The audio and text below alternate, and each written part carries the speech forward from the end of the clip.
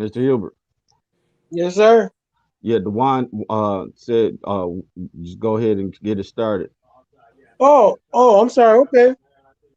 Okay, then, how you doing, man? It's so important for us to check in, and I'm glad that the few guys that are on board, we just definitely want to start off with just saying everybody just open up with a little hello, a little greeting, a little showing some love and compassion for one another because so often with men, we seldom give each other flowers. So let's take this time to love on each other. And I'm going to say, hello. I'm glad that you guys that are on the line have picked up and tuned in. And also, I'm so excited about being alive today.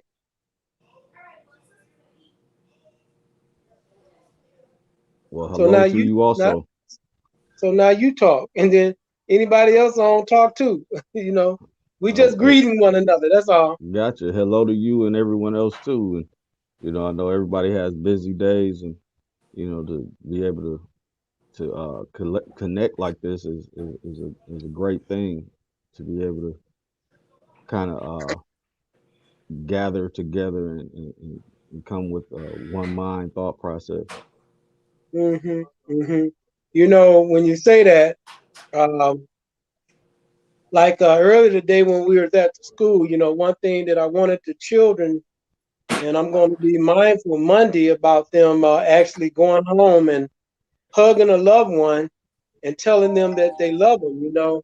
And so often I think that's very, very important that we make that a routine every day, even if we call up someone that may be in another state, another country, or on another planet.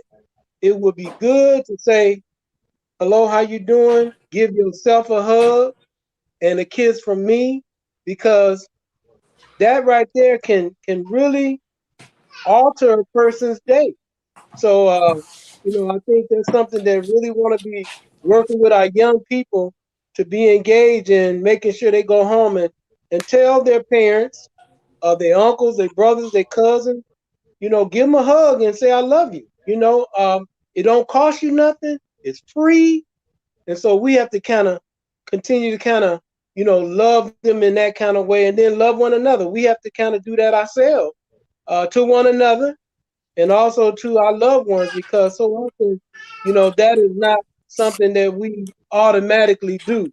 Sometimes we automatically say, we agree with one another, say, how you doing?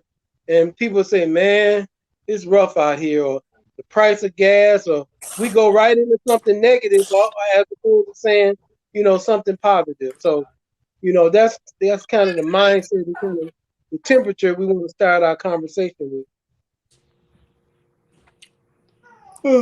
Understood. All right, I don't know So where Dewan at.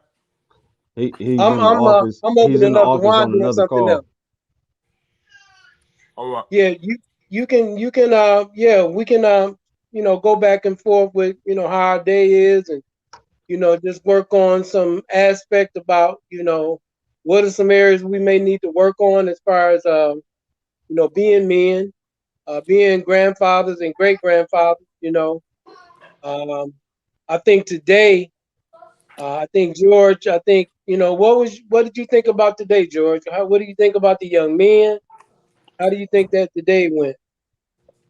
Well, it's always a great thing to be around the youth and to help input something that's going to cause them to be successful. So, you can't do enough of that. So any day that we gather together to help advance them is a wonderful thing. Uh, Communication is always something that you have to reinvent when it comes to the youth because their communication is different from what ours is because of the eras and the ages. So, once you get that common denominator of communication, then everything is great. Because now you have the opportunity to upload and download information into them and positivity into them, so they don't make the same mistakes we've made. Do you really think this is to you too, Darius? Do you really think the children are different than we were? No, I don't think they different. I believe they getting squoze harder than any other generation that got squoze when it comes to opportunities and um, especially here in Flint. You know what I mean? Clearly, the water situation they have dealing with their water and stuff like that. So I think they being squoze harder. But I do want to say this: like I think they have more of a voice than any generation have had. Like this generation don't have no problem letting you know what is and what ain't. Hey, I ain't trying to hear that, or I am trying to hear, you know what I mean? More than any generation, especially more than my generation, I know, you know what I'm saying? But I know that's right. I Yeah, feel I like, like. and I feel like because the powers that be know that, they put more of a squeeze down on them to try to close down their voice in their minds, really. You know what I'm saying? I think this is one of the greatest generations, and that's why they under so much of an attack right now. I like that, Darius. I think you onto something because if that boldness, what you saying, Darius, if that boldness can be channeled, man, you talking about some high tech Black Panthers, right? Oh yeah. I mean, real talk, because we got, hey man, I done seen some young ladies, fearless, man. I'm talking about fearless, brother. Yeah. Real talk. I'm Yeah. talking about 13 and 14 years old, man. Yeah. They started they young. I had to I tell my love it. daughters. I had to tell one of my daughters. I say, man, you got your voice. Let me be the force behind it. I have to remind her. Let me be the force behind it, though. Don't be forceful. Also, you just have your voice, but I'll be the force behind it because she, I think, she got a voice. yeah, that's important. And like you just said, that direction, because, Yeah. just like what's going on in school, these kids are not getting no understanding of social studies. Y'all think about this, man. They don't understand, just what laws and policies and procedures. Again, when you think about civics and social studies, man, those were fundamental, man, in school. They don't do that no more. These kids don't have a clue about a lot of laws and policies that affect them at a young age, man. Yeah. By design. Yeah. So you asked if you think if I think they're different from us when we came up. Uh, it's the same human beings. Just communication to me is the difference. Just to communicate how they communicate. They have technology that we didn't have. They have technology you didn't have, and so on. So the way that their cadence and how they communicate with each other is different. But that same energy, when you have uh certain folks that you like, man, you just wilding out, or you just full of energy, or you're just smart. It's always the same. It's still the same blueprint. It's just the communication device is different on how they speak. It's just like how newspapers in the English language was different 100 years from ago than it is today. On how the dialect is. So they just see the world a little differently, and they have. This is for me when it comes to our youth, especially Flint or youth that grow up in an urban environment, is that you're talking about young adults that don't have the big mamas like I had. They don't have the same support groups and the tribal groups like I had. I think my generation is one of the last to have those things. So they still have a herd mentality, but it's different because the older matriarch and patriarch isn't the same for them. They have parents and grandparents that had to go through the crack epidemic. They had parents and grandparents that understand what it looks like to go through deconstruction of a community when it comes to economics. Flint is the perfect example of all of it. When I graduated high school, we had the best school system in the country, and that was in '95. But what happened now? We only got one school left, Southwestern. How much sense does that make? So the fight has been kicked out of our lungs, or they trying to kick it out of our lungs. So the systematic breakdown of the community, they've had the knee on Flint's neck for at least 20 years to break down everything that we had. We had car dealerships that were owned by black men, Superior Pontiac and what was the name? Al Al Bennett and Bennett. so Al such like Bennett. that. So, and you got to have a grip of money to own a car lot, that especially a General Motors own a vehicle car lot. So we come from that era. It was so many different things. Think about Bishop Floyd and the tremendous power that he had when it came to the black vote and things that moved about in the city of Flint. Okay. So George, stop there. Put a pin on that because I want to open it up. I mean, you going somewhere because just like what Darius was saying now, why? Just like Floyd and Bennett in our community, why didn't Floyd and Bennett and all these other people reinvest in our community, not leave our community, and really do the mentoring so you can raise up those Floyds, those McCrees, those Tuckers, those individuals that are committed to the community, one, understanding the politics, because the real issue is a lot of those guys like Tucker and McCree and all them, they got their skills from at in school. They was on city student council, so they understood Robin Rules the Order. Then they went to college. Then they was able to become foremen, and then they got in the union because the union used to take a lot of our brothers and sisters and school them about business and about political science and applying laws, meaning policies and procedures run any business. It runs your household. Like with Darius and with you and all of us, we got a household. So with kids or not no kids, even if you're alone, you got some policies in your house. You got some rules and some goals in your house. You planning on vacation. You saving money. So the same thing, what I'm asking you guys, and really with you, George, why didn't those Bennett's and Floyd's and all them people make sure that they left a legacy where we were reinventing ourselves and bringing up young bucks like ourselves to be responsible, and then teaching us not to run out of our community? Because our communities right now would not be devastated if we didn't leave it.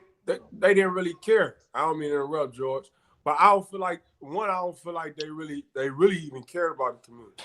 What happens is a lot of brothers, influential ones at that figure out what you was just saying, that then had to understood how the laws work and all that.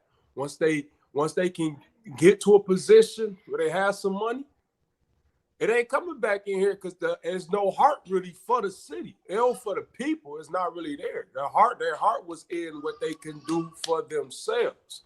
That's why we done had NBA stars come from here, and who's done anything like LeBron done for Accra? Who's came back to Flint and was like, oh, a couple of us gonna put some money together and do this. I know some players that put their block on though. You know what I mean?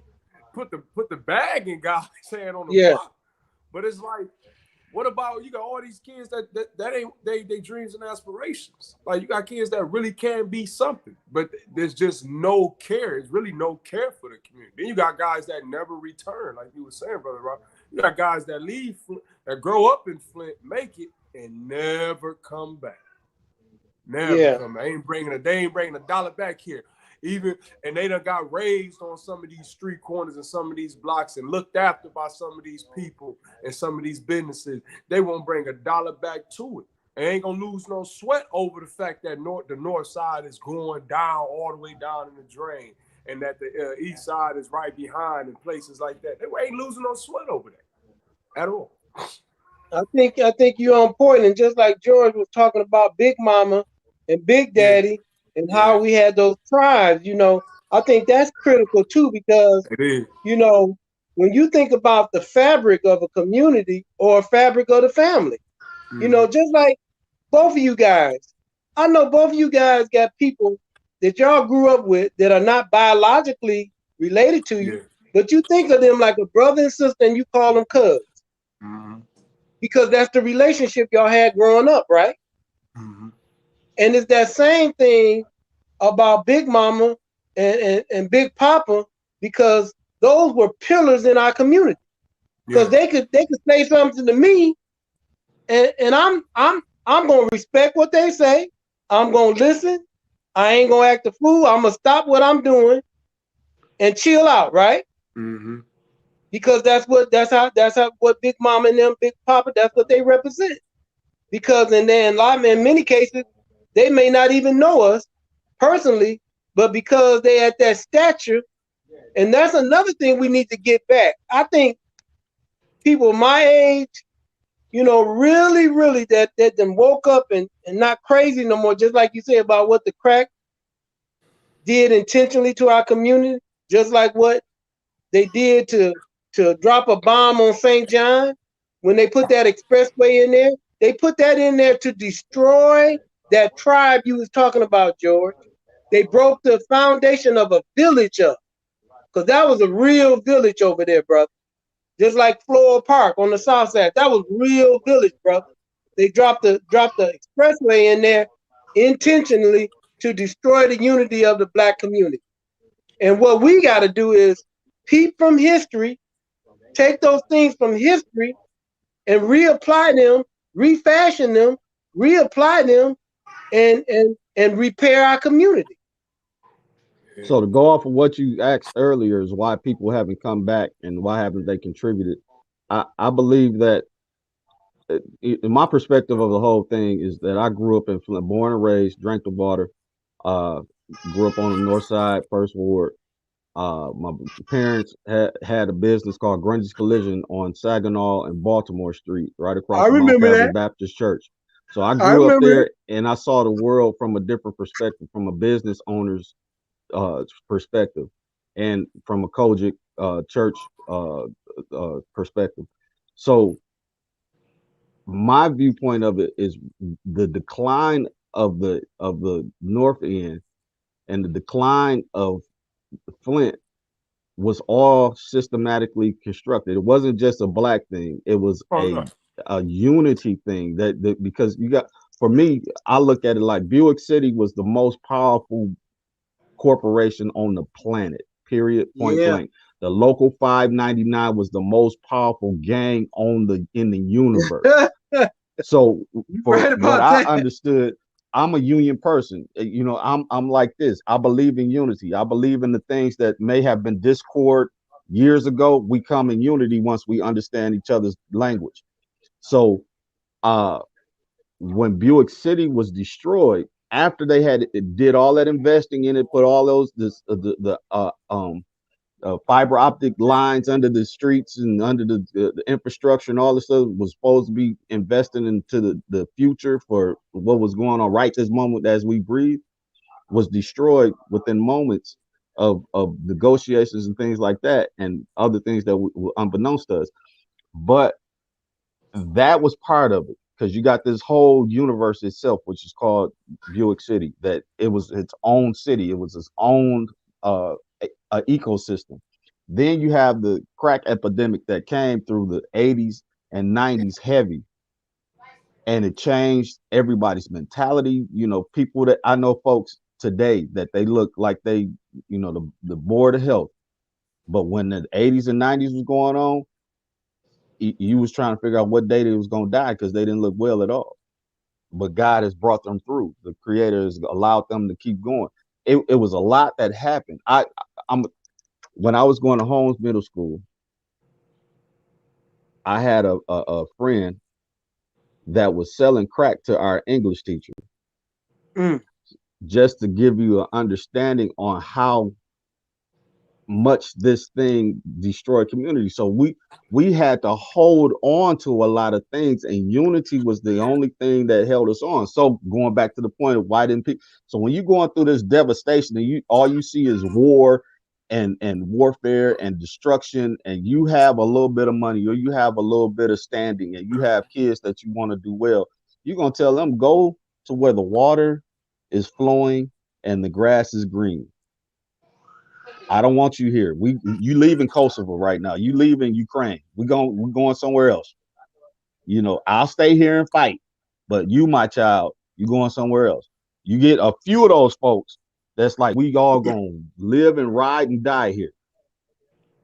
And a lot of the folks that do that can't afford to go nowhere else. So you gotta double down and do what you can where you at.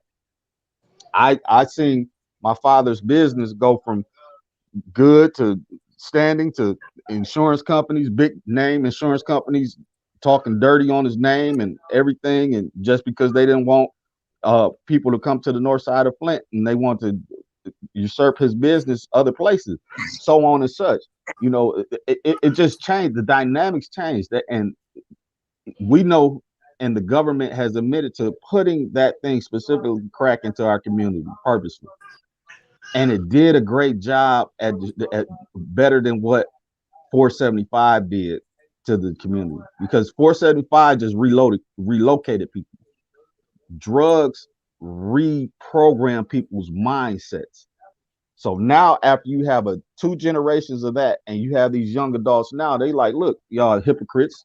Don't be telling me about nothing. You don't even want to tell the truth about who you was and where you came from and nothing else. I'm living my life trying to figure it out, and you give me all these things. Ain't no jobs here. Ain't this, that, and the third. You give me something that counts, because whatever you saying don't make no sense. You was locked up all of most of my life. You was this, that. Like, what can you tell them without you know, because we don't want them to deal with everything that we dealt with. But again, you can't put on such a high put all these different things on you and act like you ain't going through nothing, because they going through stuff. Our young adults and our kids are literally dying every day because of the decisions that they making, because they're having issues that are cyber, that become real because somebody sent a text or sent the Instagram message or sent the Facebook message or whatever platform they're using, and they got upset about it because they got laughed at or somebody trying to challenge them, and now it's done for. And still, they still got the same things that we dealt with. There's still illegal means of income coming in. There are still fashion issues. There are still self-esteem issues. So it's the communication to me, and they can't help but to be as raw as they can, because what else do they have? They don't have no General Motors to go to and fix their life once they done did all kinds of stuff and put things up their nose. They don't have Consumers Energy's not hiring like that. The Kettering is not upholding the things that they said about giving education to young adults. You know, the whole system is not doing what it said it would do. And then there's so many things that have changed where the system has broken down, and it's not just broken down for black folk, but white folk can't figure out where they at either, because they trying to figure out why the stuff that they set up ain't working right for them, and why they being treated the same way. So Flint is one of those cesspools to where everybody look alike, we just different colors. Now, when you say that, Darius, you know, you just heard what George said. Now, coming from a younger man, what would you say in response to, you know, what George just laid out? And then coming from your perspective, and especially since you do have children that are, you know, at that impressionable age that's critical. It's critical when you talk about, you know, mentally what they are putting into their brain. Then they see all this chaos, and then we constantly, and I know you as a parent, it's your responsibility to make sure that you're making sure you are broadening their horizon as wide as you possibly can do, so they don't be thinking that they're in this little box and they devalue, because as George just laid out, that crack, that when they destroyed and moved all them jobs and tore Flint up like they did, all that was intentional, man. That was not by accident. So go ahead, Darius. Yeah, that the 80s and 90s epidemic did hit hard. I remember so my father left when I was 2 or 3 years old. But my first stepfather, my mother remarried in 90, I want to say 92. I had a stepfather in 92.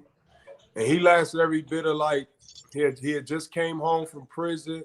He had, all means to change his life while he was in there, learned some skills and things, came home and lasted a couple months. See, when he left, the crack was just coming in. So he lasted a couple months, and then he got caught up in the crack epidemic. And like I say, we only had him as a stepfather for a few months, and then he was gone to the streets. And so I didn't grow up under a man.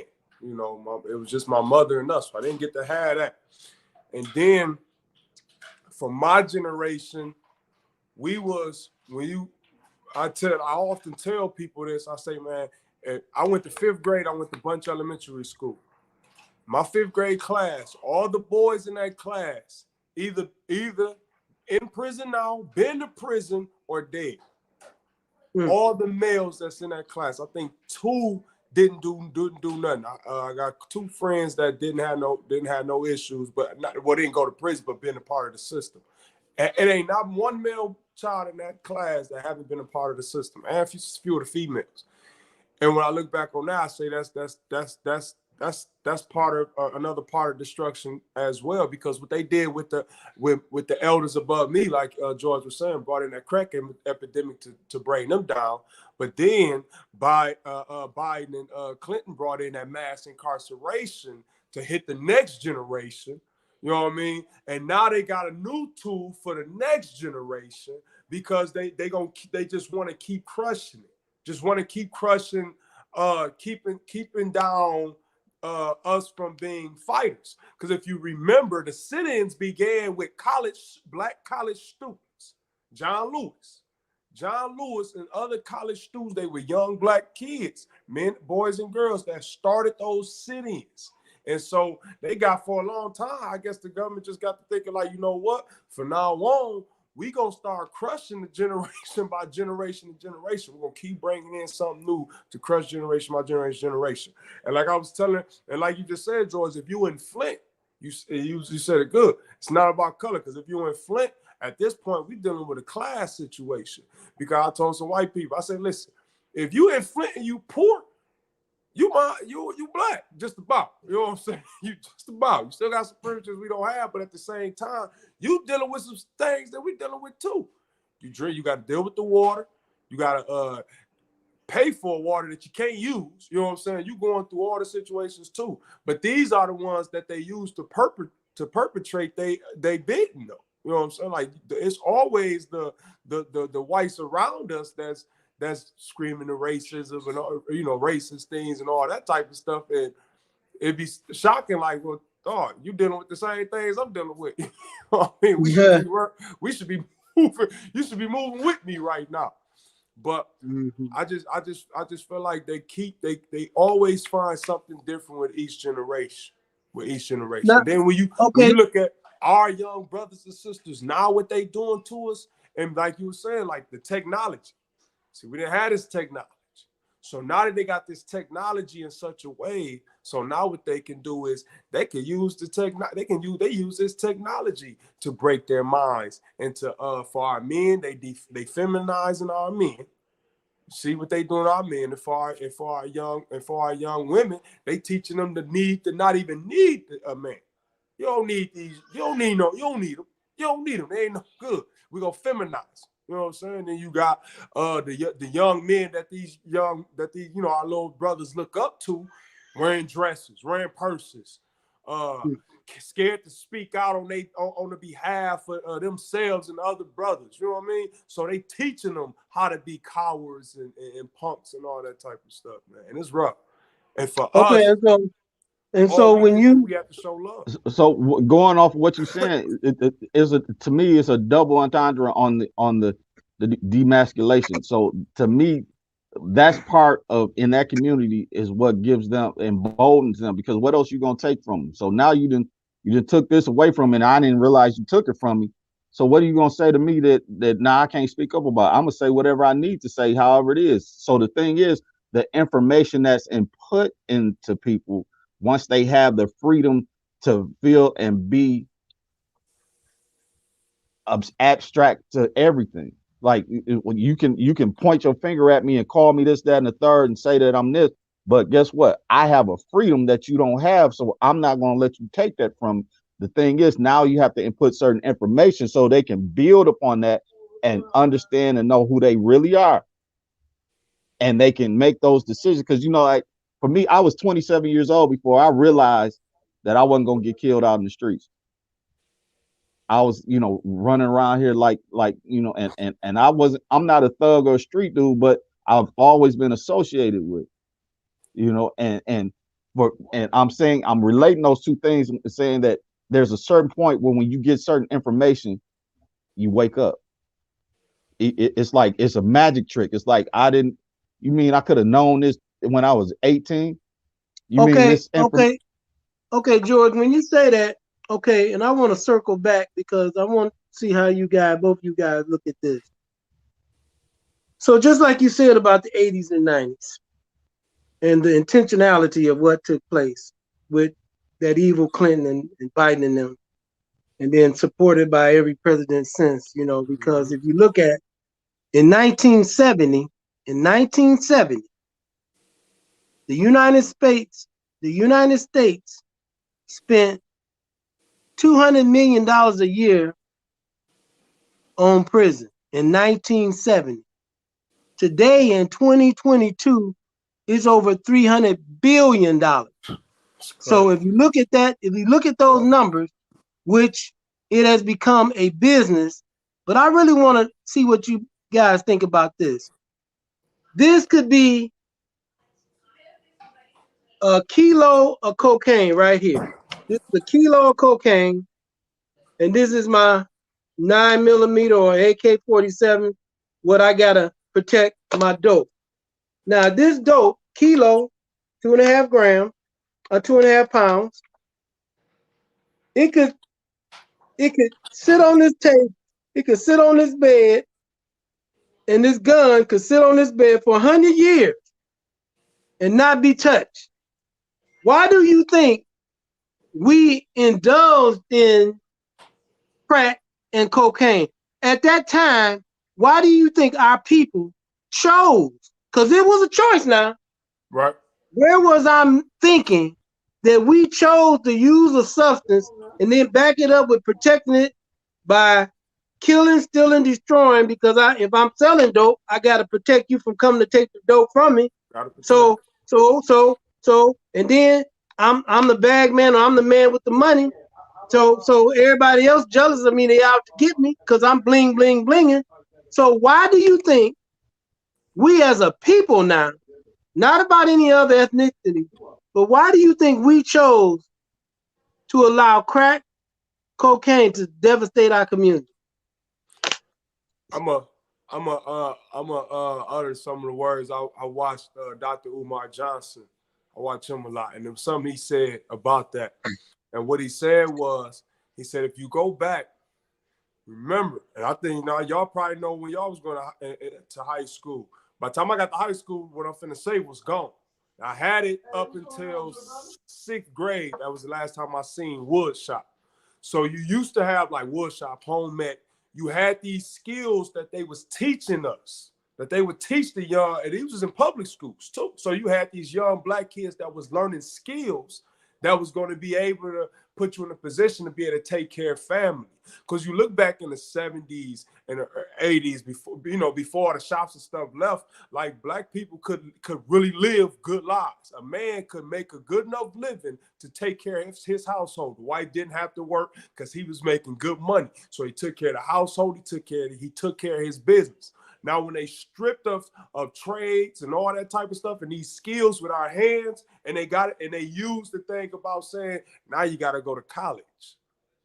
You got to go to college now because college is the thing. And then when they tricked that, they moved the skill thing and brought in this college. And at the same time, all these drugs and stuff is coming in, right? All these drugs and stuff's coming in. So when you got a family, you got a family. You ain't got time to be going to no college. You got to take care of this family because this degree don't guarantee you no money. So they introduced this drugs to the inner city, and for the man to even eat, because you couldn't make the money you was making in these skilled trade jobs no more because they wasn't there no more. So once you took that skill away from them, they had to find other ways. And like you said, still choice, but they had to find other ways to try to support the family the way they were supposed to, because the man was still trying to be relevant. We were still trying to be relevant to the family, relevant to our women.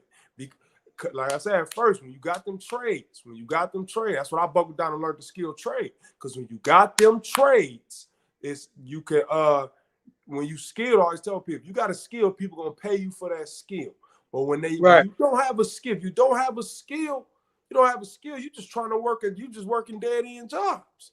So, and then you wasn't relevant. You ain't making enough money to take care of the women and children. So it's always a problem at home, and always an issue at home between the man and the woman. And so he got to find a way to try to make himself relevant to the household. And then fall into the same trap that they looking for him to fall into. Start selling these drugs, which they even gave to some of us that had them selling for the government. And then when they was through with them, locked them up and threw away the key on them. You know what I mean? That's right. So that's why I feel like when I do my Johnson said, they said, man, they started taking away all the skilled trades. They introduce you to this college thing, and all the college is a money grab. Because it's one of the highest when they get to talking about the debt ceiling and how much money America got. Them college debts is one of the bills they use. Yeah. They love to throw it out there. Yeah, we got all this money that these people owe us for college. But then you got people with degrees that ain't even working in them fields. Because you can't get the job in them fields for real. So good. So what is your answer, George? I got a couple of different things. So going back to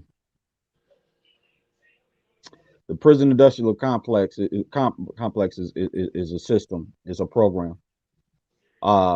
And drugs have been here forever. The Chinese been doing opium for thousands of years. mm-hmm. The Egyptians was doing cocaine. It was all types of, you look at the Aztecs, they was on hallucinogens and all this other stuff. So drugs have been here forever. The idea of having an experience, outer body experience, using a chemical to do that has been here forever. But going to what he was saying, there was a supply and demand issue. So you take away people's ability, then there becomes a demand. What's the demand? I need to make money. I need to have a something to support my life and the life around me. So, and going even further back than that, we understand the history that our ancestors came here on slave ships and by the means to do work for free for others. So we've always been at the bottom or the least respected when it came to humanity, on which we understand it. So when you have folks that somehow revolt so much and figure out how to empower themselves to have a voice and have a freedom, then those people are still fighting for that or maintaining that point of, you're going to respect me, but the person that owned you or considered you an animal is still going to look at you like a nasty dog.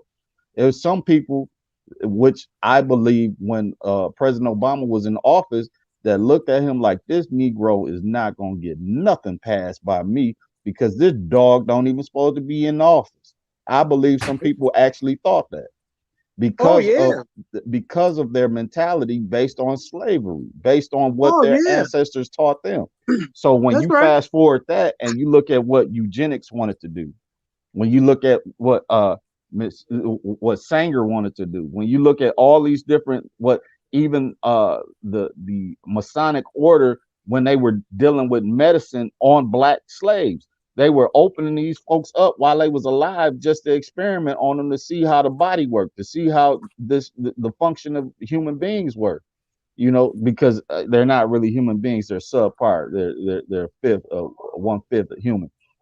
So with all these things, with the mentality of people saying that I'm gonna take my child to a lynching or to a burning and we're gonna have a good time, The mentality there is just so deplorable and just so decrepit that when you fast forward it into this thing to where you have a prison industrial complex, it's like good for them. We got a place to put them.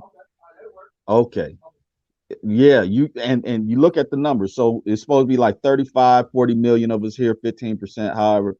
So if and it's 375 million Americans in this country, period. If you just say we'll sacrifice 35 million of ours as long as we get rid of the 35 million of them, they're going to look at the numbers and say it's okay. We'll lose 35 million because we're still going to have 200 and something million left.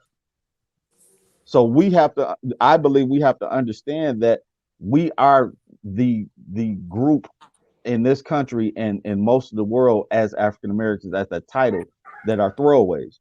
We're the ones that they're willing to do experiments on to see how the chemical effect of certain drugs are going to be, to see how the living conditions are going to turn the human mindset, to see how taking away and systematically doing certain things is going to affect people so they know what to do for their higher echelon communities and how not or how to direct that. When you look at military warfare, a lot of strategies come from rural and urban conflict. So when you talk about Cabrini Green and how they did a lot of things to break that project system down through the police construct, they use those things in the military construct when it comes to how stuff was done in Iraq and Afghanistan, because it's urban warfare, it's urban environment, it's a certain mentality, it's a closed environment. So we have to understand that we're experiments. We are the folks that they use in order to see how they're gonna do other things. And okay, so put a pin in that. Why do we let? And I want to. We just had somebody on. Thomas Robertson said, if Republicans was running the city of Flint, it wouldn't look like it looks. Then he said, Democrat payments, food stamps destroyed black communities by not having the fathers living with the mothers. What the mothers, I guess he tried to say got on food stamps or something. Yeah. So, yeah, but one the thing system I takes just the want to share. man out of the family. Somebody, Thomas mentioned that, and again, we can touch on that in a minute. But back to what you were saying, all the things you were talking about just we've been here for 500 years. Why do we keep letting ourselves be, just like you mentioned about Jesse Washington in 1916, 10,000 people watched that young man get burnt alive, and then they took pieces of his body as souvenirs, and children, and they call it a picnic. That's why people shouldn't say picnic, it's pick a nigga. They advertised the lynching, the burning of this young man. They had a celebration. And when you just mentioned about Cabrini Greens, I'm from Chicago, lived there, lived at Robert Taylor Homes. Why do we continue, just like with Brother Darius' experience out in Clio? Because if you think about it, a lot of times we march, we complain, but we ain't willing to die. We make sure that we go to that job that the white man owns. We make sure, and don't get me wrong, guys, this country called America is a business. What do black people really own, produce, or make in this country? What kind of laws do we control? What kind of power do we really control, guys? Nothing Real now, talk. but during slavery times, we had all of the skill sets. So we've always tried to have and stop. Wait a minute, George. Stop there. Why didn't our people? We had all them skills during being enslaved. Why we I'm gonna didn't tell you. kill all them white people? I'm gonna tell you because we've always been trying to get in a position of comfort because we never had the position of power in this country. So when you have to fight for everything in the sense of trying to even get a mindset of ease to wonder if you're gonna have a decent sleep at night. Every human, it was like the Romans are known for making the worst type of torture in the world in life. They to destroy a person's hope in humanity. Boil So you in water, all that. Yeah. right. So what slavery did, it took the soul of people. But what the thing was, the magic that they didn't understand is that when you put it's like a seed. When you bury a plant or bury something, it has to die first before it grows. So that's the human spirit. That's what people didn't understand about the human spirit. You kill these people till they don't have any hope, any desire, any nothing. But when that dies, something is going to grow because a spark's going to happen because somebody is going to understand that this isn't it. But structurally, we didn't have the weapons. We didn't have the support. All we had enough to do was to get by. It was almost like being in a mouse maze. Like somebody's looking down and they're allowing certain things to happen, but they always have enough power to stop certain things. Again, an experiment. Wait a minute, stop there. I can't let you keep going. I asked you specifically. We were and still are considered not even humans. We are considered property even today. We are not valued today. But back to this argument. Why didn't those black people that was cooking food for those white people poison and kill all them white people? They did.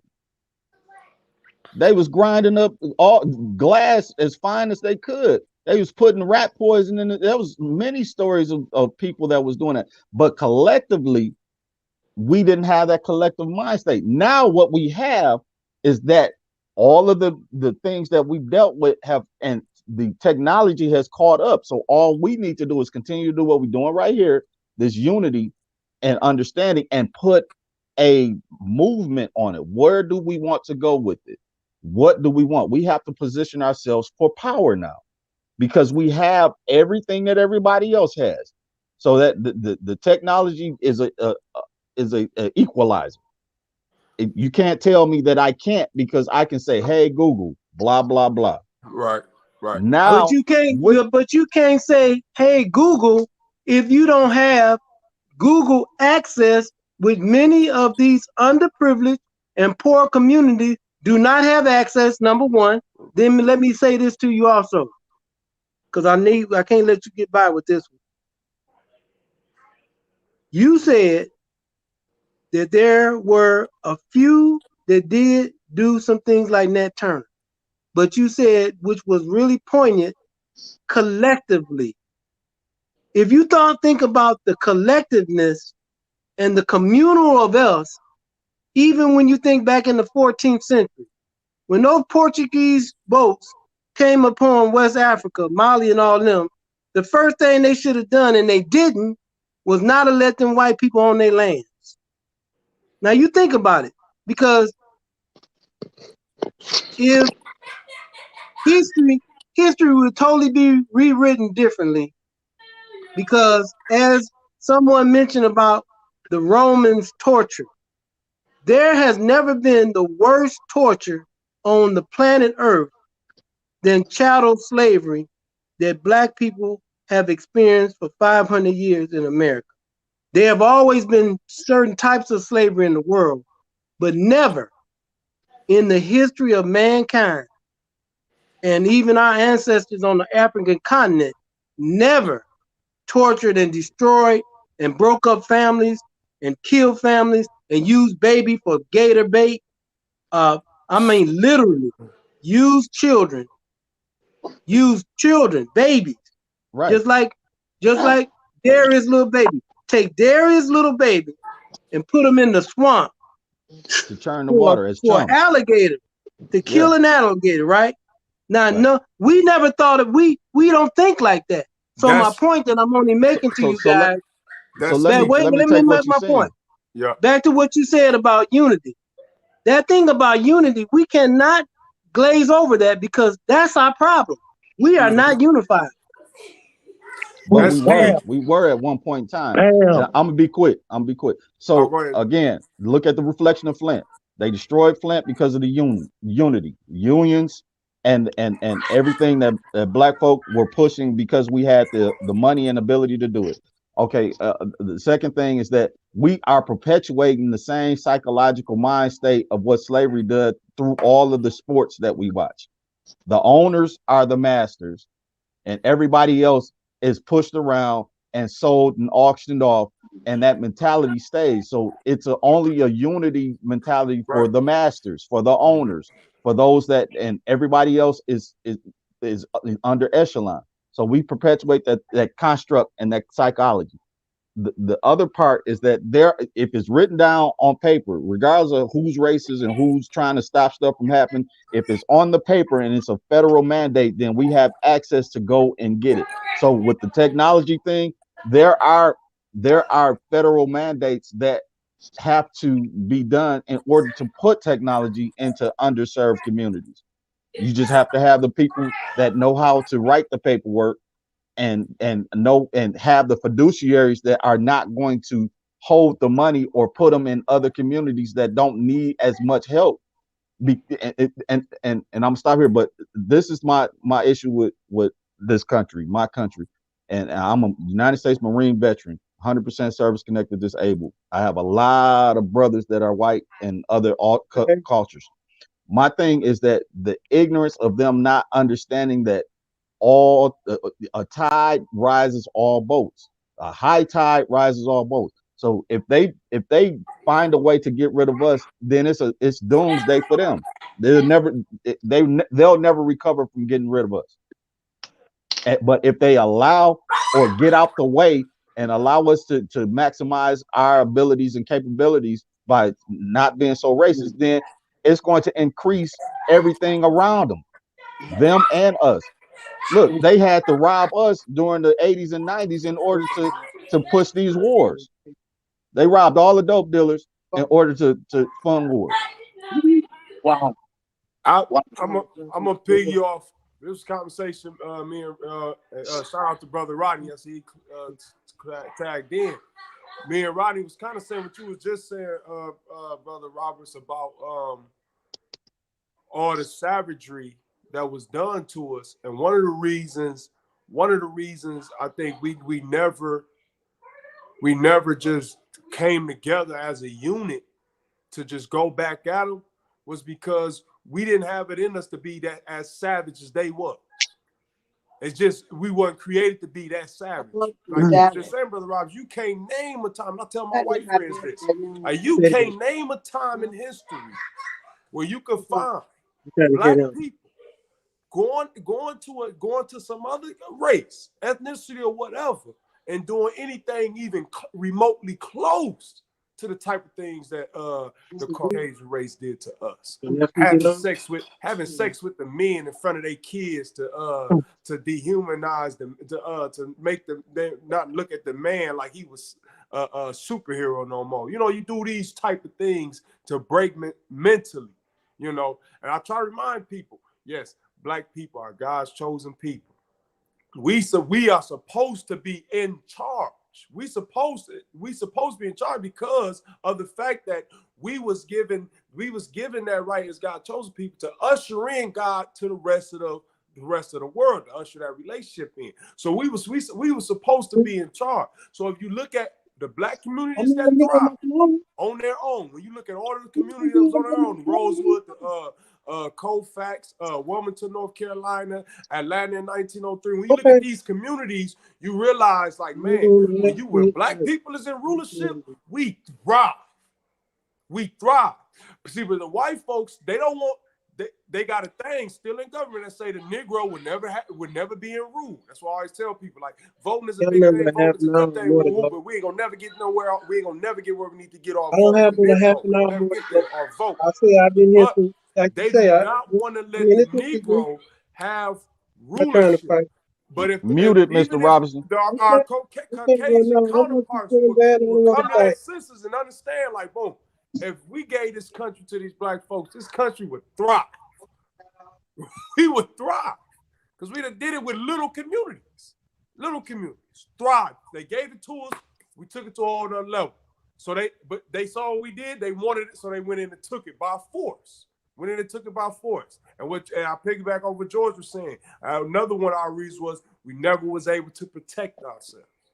We never had it. We didn't have enough to protect ourselves. But now, we got it now. That's why I'm telling people now, I say now is our time. We can get our own community.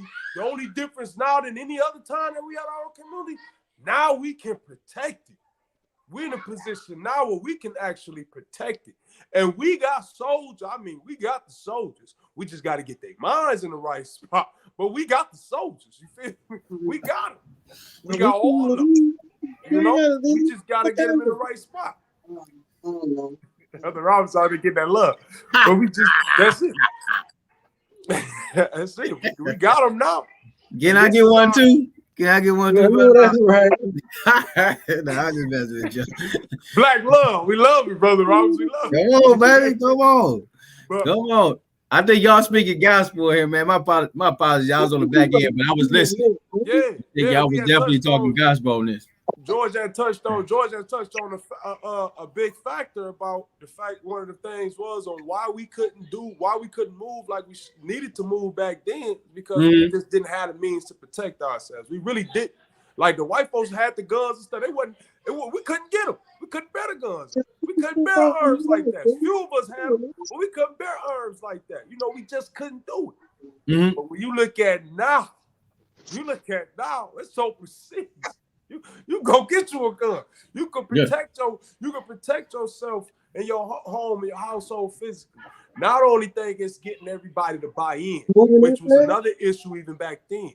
You couldn't get everybody to buy in, because even that Cole, even when he got the those to buy in, you had those people that went that, you know, you better not do that, and then went back and told the what was going on. You know what I mean? We got to get out. We got to get enough for us to understand, like, listen, what we doing ain't going to mess things up for you. It's going to make your life better. So come in, fall into the plan, and come in with the plan. And if for some reason, before we get to that point where we pushing it, for some reason we realize that you're not in on the plan and you're not in on a part of it, we got to treat you as such. Let me follow up with this conversation, what y'all saying, man. That's where it is, man. Before, you're right, we didn't have the opportunity, we didn't have no guns, we had education, we had nothing, right? You know what I'm saying? We was real servitude to the situation. But now, as free people, as understanding, reconnected back to our culture, understanding who we are, you know, it is a much different game. And I think our thing is being in the mindset, right, to be able. I'm gonna mute you, brother. But it's just being in the mindset to be able to go ahead and handle where we are and take it to where we need to be. And that's just being honest with self, bro. It's like sometimes, like, and I look at this and I guess, you know what I'm saying, for everybody else in every other culture, man, they stand strong and they fight for it. For black people, we've been so discombobulated and so out of reach, out of touch with who we are, that, you know, it's just a thing where we just felt we've been beat down. We got to build each other up, but then have the mindset to know where the direction we're going to take this culture. It's not about, I'm tired of even complaining about the past and not having nothing, right? I'm sick of that. Like, I'm sick of just feeling like, you know, that we got to be at the bottom. And I don't think people sick enough to stand up from being at the bottom. And that's the thing that's frustrating. It's frustrating. Like, it's the thing. It's frustrating as hell. And that's stuff that we got to do. We got to mount up. We can't expect nobody to come do this stuff for us. We be knowing the problems. We know the issues. We can't even make excuses. We know what's up. It's just like, what do we choose to do? Are we going to really say, all right, well, we see this problem has been a problem. It's been an existing problem. And these are our steps of addressing it. Like you just said, y'all were talking about unity. Unity has to be the first thing for black people. And if you ain't learned that from Ukraine, then you should be understanding that, man, unity has to be the first thing when some people come into your damn community or people who come in and try to inflict pain on your nation, then you better stand up for something. A lot of times, man, you know what I'm saying? We used to frustrate with me, you know, when we out there protesting, demonstrating because black men getting killed out in the streets and black women being killed while they in custody of law enforcement. It used to kill me because that should be enough for everybody to stand up and roll deep and everybody be about it. It don't matter if you got a comfortable job. It don't matter if you feel like it's not a popular position. It don't matter about none of that stuff, because that's when you come down off your post and say, listen, I'm getting in the streets. I'm not going to take this. We just not walking and demonstrating and protesting. No, we about to take it to drastic measures. We about to take it there. And if you ain't got that resolve to you, then, man, them people don't take you serious. That's why, man, they probably look like, man, all y'all do is just going to walk. All y'all do is going to cry about some stuff. You ain't going to mobilize together and have a plan and do it. That folks be looking at us like that. Even in our own community, in this city of Flint, we can't even get on one accord, which this is a 65% black city. We got millions of dollars in the coffers. We can't even say, hey, all right, you know what? Public safety has been an issue. We're not talking about bringing more police in, but what we're going to do is invest in the people in this community so we can sidestep all the assaults, the domestic batteries. We can stop that where we incentivize folks, but also really just kind of neutralize the problems, right? A lot of times it be finances. People be arguing about money and how the quality of life. If you don't do things to address a person's quality of life or change their circumstances, you shouldn't say nothing. You shouldn't expect that more police on the street is gonna make a difference for us in this community who have already been inflicted on pain from the police, from outdated laws, from the Constitution that folks want to uphold as a marker for American history. All that stuff is garbage if folks ain't really understanding and really actualizing themselves in life. And I'm just feeling like I've been sick of this. It's so tiring talking about this garbage, bro. Like, we talk about the same shit. Like, that'd be so frustrating. And I'm trying not to be just so overboard with it, but it's very frustrating to be in these positions. Okay. I'm tired of being on the ground. I'm tired of people walking over me. It's like a person step on your shoe and don't say sorry, and they continue to keep stepping on your shoe, mashing your shoe foot, and just looking at you in your face and telling you, I'm about to do it again.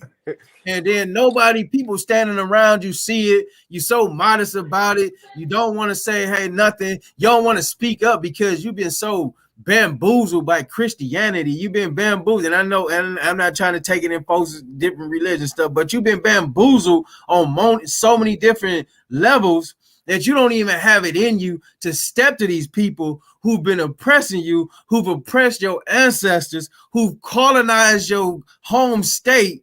And you don't even say, hey, you know what? Enough is enough. I'm going to stop this today. It's going to take all of us, even if we don't have the artillery to fight these people, just like the Ukraine fighting Russia, who has 6,000 nuclear warheads. You still say, I'm going to pick up some stones and some rocks and say, I'm going to stand for something rather than die for anything. I don't understand why we be standing up here crying about it. And you must like being you. I'm about to say you must like being done the way that you being done. No. Don't cry about it when something happened to you. Don't say nothing. Just sit there and take it. And that's how I'm supposed to be looking at people. So, but listen, listen, right? And I learned this just from talking to people out in the streets, you know, because I ask, you know, I be wanting to know why. I always ask people certain questions because, like I say, I was gone from 2006 basically to 2020. I was incarcerated. So I always wanted to people, I say, okay, when they messed up the water, why didn't nobody go? Why didn't y'all shut down the water place down there? This should have been, you know what I'm saying? I always ask these questions. And then you get people that would say the same thing, like, man, I would have been for it, but I don't know nobody else that would have been for it.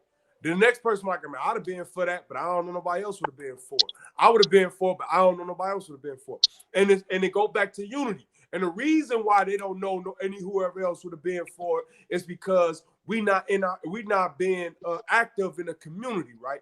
everybody not been there for everybody else or all other type of things. So there's no unity yet. Now, where I'm going with this. Now, with the Urban Peace Corps. Well, like I told you, one of the things what I'm trying to put together now is something. You got to start something to start showing people how serious you is. Because conversation, we got these conversations forever. So, but you got to have something to show people, that start showing people like, yeah, they serious. Because when they see you serious, people start stepping out then, you know what I'm saying? Looking out their door like, oh, dog ain't playing.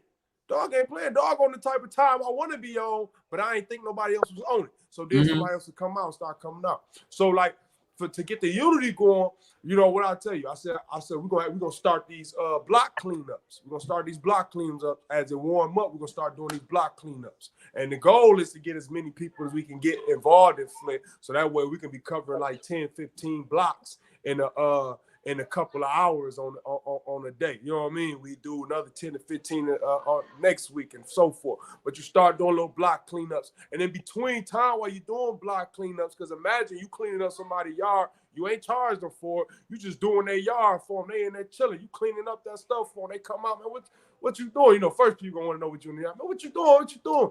I just want to let you know, man, I love you. And I think you'll be more comfortable if the yard was better. When people start seeing that type of stuff, them type of moves, it brings up the way you feel about your whole environment. Why you think when you go outside of Flint, you see these communities on how nice it is, why they keep the grass up and keep the grass green and keep the grass cut, and they make sure the streets is plowed and all that stuff. Like when I was staying out in Clio, I get up and go to work, man. You know, I ain't gonna lie. I used to dread having to come through Flint on my way to work, because I'm like, I know they ain't plowed these streets. They could care less about these streets here in Flint, man. Right. So when you start when we ourselves start building that back the community, because like you just said, ain't nobody else gonna do it.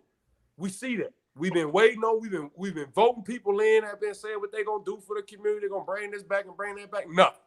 We've been knocking on the doors downtown, like, can we please get this? Can we please get that? Can we get a couple crumbs? Nothing. You know what I mean? So it got to be us to start bringing back that sense of community.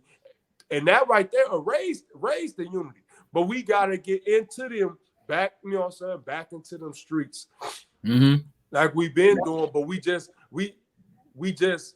that start bringing, start getting people out of the mindset like ain't nobody doing nothing. That's how a lot of people feel like, man, it just ain't nobody doing nothing, man.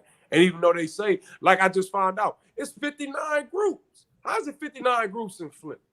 It's 59 different activist groups in Flint alone. 59. Wow. So that's more than enough. Wow. To take over the city and fix the city. I didn't even know we had that many groups. I honestly thought it was, I honestly know the few that I know because I only see the ones, certain ones active. Man Up Peacekeepers, Urban Peace Corps, Black Lives Matter, Flint, the Nation of Islam. I only see certain groups that really be out doing stuff. You know what I mean? Jalil and all the constant food. It's only a handful of situations going. I didn't even know it was that many groups. 59. I don't even see that many.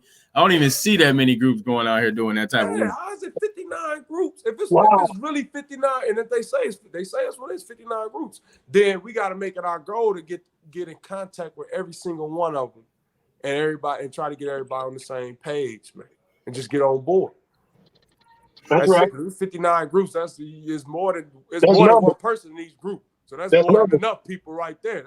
That's 59 plus people right there. That's enough to change the city. You got 2 people there, you got 118. And you got four people, you got 236. You see what I'm saying? The numbers keep doubling as you go. If there's more people in these groups, that's more than enough people to change the city without us begging for something from downtown. Without us begging for something downtown. So what it's gonna take is for people to see it. Because I already told you what the moves are finna start making in March. What's going to take is just people just got to start seeing this stuff, and I can guarantee you, people start seeing us move instead of just marching. It'll be a difference. Go ahead, George. Going to some of what you were saying, I think Stockholm syndrome is really real with some folks. Like they don't know what they don't know, and they rather keep the king that they got than the one they don't know, because the king they got is already horrible. So why put somebody else in that might be worse? So when you making moves and saying, look, we need to get rid of this king because this king is taking everything and ain't leaving us nothing. You're like, yeah, I'm with it, but who's gonna be next? And then what if we don't? They start getting all these psychological things on why it's not gonna work. And so to me, if you can put an image to it, it's They the gonna get out perfect the way. example of the Wizard of Oz. They're gonna get out the way. And you know how the Wizard of Oz is so many things that people think is more than what it is, and then you find out behind the curtain. Because a lot of. Oh, I'm sorry, computer jumping back in. My bad, yeah. I'm sorry. Go ahead, George. Not my fault. That was pretty much it. That was pretty much it. Just saying that, folks, because my personal experience is that with the organization that I have, everything that I was doing, to my understanding and how I saw it, I was doing it for my community, and that ticked a lot of folks off that didn't look like me for no reason. I'll tell you about a story that was told to me. Somebody told me that they went to one of them little pinky finger events where some of our elite folks go to, and this person, drinking tea. Where the money go, where they go and they break bread and stuff like that on events. Oh, okay. So I was told that, hey, George, that a certain person was talking about you like a dog, man, saying that your program was horrible and all this other stuff. And then they said that a little old white lady that had more money and more power than this white man that was talking about me was like, isn't that what we want? Don't we want them doing for themselves? So I don't understand what your problem is with them. This is what was told to me. And that same day when I got that information, I'm shaking hands with this guy, knowing what was told to me about him, and he's saying complete opposite, smiling in my face, making me feel like we can accomplish something together. Yeah, that's their MO. Yeah, smiling faces tell lies. Right, but when my folk that look like me on certain things were like, hey, this is what the information is. I'm in the door. I'm in these meetings. Come on. Folks is like, well, I'll wait till you build the whole house and then I'll come in. Right. Yeah, you ain't lying. That's what I want. That's what I want to hone in on. Sometimes, bro, people be waiting on stuff to get going, and like it's stuff going. It's stuff happening right now, but they want to see you build it all up, put all the work in. Got all the backstabbing, stabbed to death, beat down, tore up, tied. They want you to steal. They want you to build it up, and then they walk through the door. It's like they jump in front of the line. People don't understand, like, man, bro, like this is a job for all of us. It shouldn't just be a handful of folks out there fighting for you. Because then it'd be the same motherfuckers, and I'm sorry to use the language because I'm just like maybe I'm on 10, but it'd be the same people that come back needing your assistance, but wouldn't give a dang about you being out there fighting for they democracy. I'm sorry. It'd be the same people that will ride past you during a demonstration where somebody was killed that looked like you, only for them to go back to get in trouble, to be reaching out for you to come save them. But you see us out here, you see the situation. Hey, don't say you ain't seen it, man. Folks see all that stuff. You don't say you can't say. People see all this stuff going on. It's just that people just don't care. They don't care unless it directly affect them. And we got to get out that mindset. That stuff is so weak because that don't do nothing for the next person. That don't do nothing for stopping this stuff from coming up against us. If we don't do it and deal with it on the front end, and we don't build and take the time to roll up our sleeves and get engaged now when we need it, this stuff should have been dealt with a long time ago, i.e. the Voting Act. We still got to recertify every 25 years. That would be crazy for us to sit up here and recertify as the only group of people to recertify to be able and eligible to vote every 25 years. We got black senators. We got black House representatives. You got every level of the game in there. But we still ain't addressed and got them small wins. And that's a large win. But folks want to wait until, we get a black president in there to change it. Man, get out of here, man. You get a black president in there, dog. you know what I'm saying, did more for other groups than he did for you. So don't, you know what I'm saying? I don't be having, I'm at the wit end with folks and saying, hey, we gotta wait until somebody die, you know, for us to get our act together. I'm sick of that. And then people who out there, I understand what Martin Luther King felt like when he was sitting in Birmingham jail. When he's sitting there and all them black pastors and turned their back on, ain't nobody come get him. Y'all ain't sorry. I'm just saying, like, come on, man. Dog on the front That's line. right. You That's don't right. come out. You don't come out to support. You don't even come out to get that brother out the mix, protect him, make sure he's straight. And then you He's see what fighting for y'all. happens. No, I'm just saying. No, we so off. And no, that if that was any other group of people, that wouldn't That's happen. right. That's right. That wouldn't be the case. It wouldn't be the case. It wouldn't be the case. I'm not. I ain't. I don't. That ain't no. There's no justifying that at all. We got people that be in there that's in these positions downtown. We got people. We got a black mayor. Ask this man how much has he shelled out towards the black community or black organizations that's doing work that's been on the ground that he knows has been on the ground. How is he activating them people? How is he can't spend no money on? How is he changing the course? How is he spend changing the on course for weddings and black stuff. people in this community if he ain't putting no resources behind it? So when I'm saying the ideology of people, I'm talking about us. And this is a family conversation. I'm not ragging on us. I'm not bagging on us or nothing. This is stuff that I would say to us, you know, right in front of our faces. It's the thing of saying, bro, we gotta tighten up. We don't own no gas stations or corner stores in our community. We steady want to be running around here acting like we Democrats. You fools probably don't even understand what them Democrats represents. All it is a switch up on you, a bunch of Dixiecrats. And they want to play it like they level the playing field for you, but they really not. They got you all up in arms about coming to vote and do nothing for you. And you still run down there. They come to the same situation, come to the church. These pastors still get the congregation ready, right? People, all their elders go vote for these same old folks and ain't giving a damn about you. And you still gonna go ahead and take your monkey ass down there and think that they gonna change some stuff. Nothing changes, man. Like, stop doing that stuff. Get in the mindset of saying, like, bro, we gotta be better than this. I'm not gonna play this game with y'all. I'm not upset. When folks is in power, they in power. It's a reason why they in power. And everybody in the capitalistic world, you need the working class, which is the folks on the ground, the hourly workers. And then you got people who sitting up here who make the money off of you, right? So it's like, bro, man, it's enough of just sitting up here placating the problems that's in the black community. It's enough making excuses for our people in leadership who ain't doing nothing for us.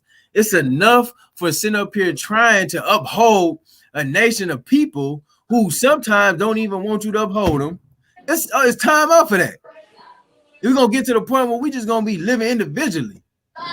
At the end of the day, we all gonna perish. I'm you know what I'm saying? Just like when Malcolm came back from Mecca. I was like so over this stuff. Man, I'm sitting up here so over this stuff. I mean, like drained out and refresh, come back, and you see this stuff for what it is. And so I don't want us to sit up here and even make no excuse no more. We ain't doing nothing to change our circumstances that's really changed our circumstance. Go ahead. Can I ask some? So, Dewan, with all that said, is there a way that we? No, not is there a way, because we can't. How about we challenge our current political system and have them talk and sit down and answer questions? Have them come to a town hall on our terms, based on what it is that we are looking for, and seeing what answers they give us. So, so we can get a better understanding on how certain things move. So the money that's out here, does he really have the power to put it somewhere? And it's a rhetorical question, so I don't want you to answer it now. Some stuff we know he can, some stuff we don't know. So we can understand the structure. So we can understand the structure from his lips, and even from Isaiah, with the community foundation, asking him, how does that work? How do we get more involved?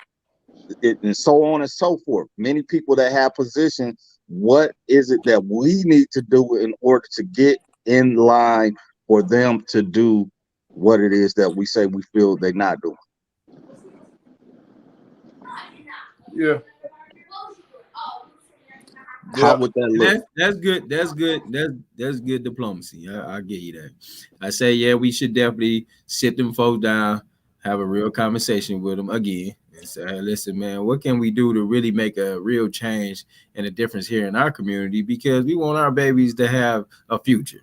You know, I think I'm saying more to diplomacy. I'm saying like within 24 hours of the conversation, we're gonna have this person that know how to write this paperwork up. We got this person that have credentials in this. We have these things right here. And how do we make this stuff work now so the people that live in this community can be directly affected by the funding that comes to this community?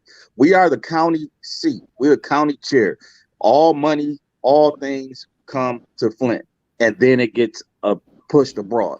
We have also a concept of understanding of life that most don't have. We have $1 billion organization, which is the Mott Foundation and everything associated with it downtown. And then we have systemic and crippling deprived economics right down the street. So there are things that can be done within 24 hours in order to change circumstances, because we have the fiduciaries that feed the county, and we have the people that know how to do things, and people that have done the research and the time and put in the work to be able to use the money correctly.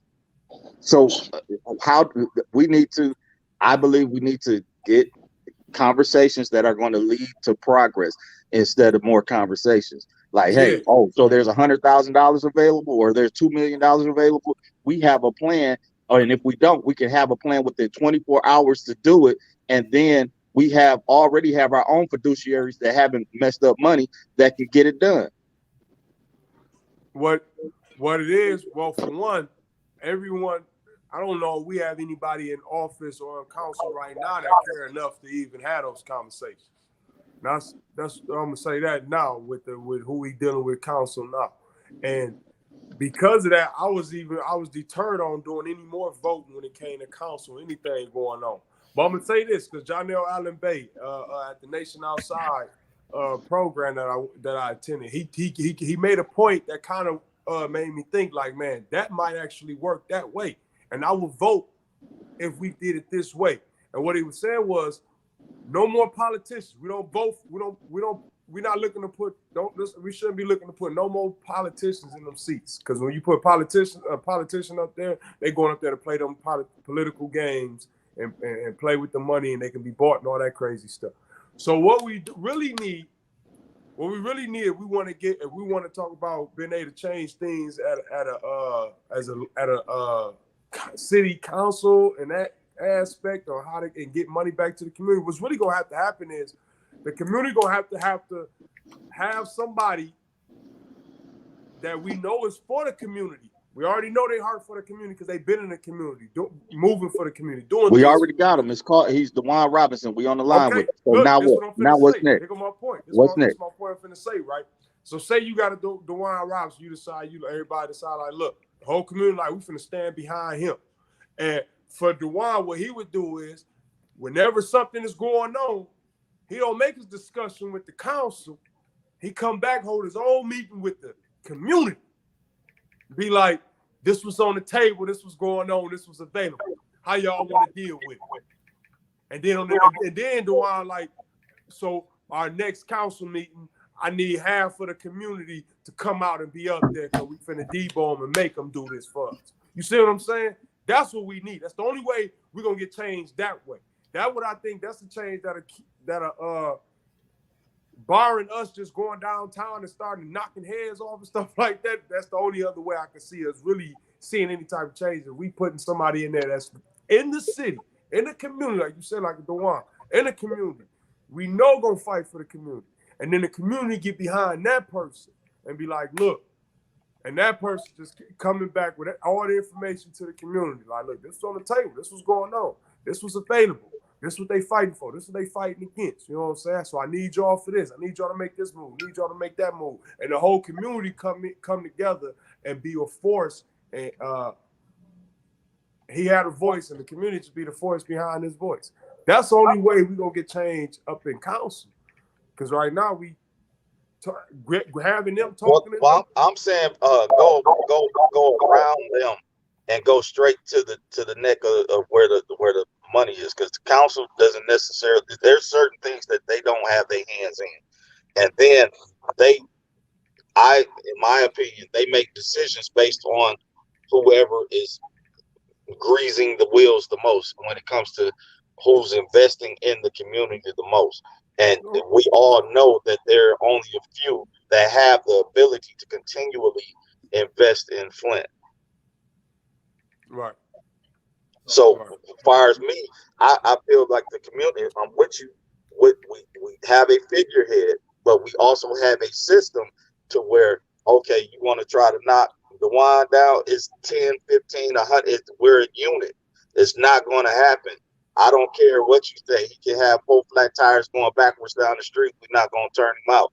You know, so it's not going to happen. And we can, if we got to get our churches and our leaders to get on a different page. We need the bodies, but we don't need the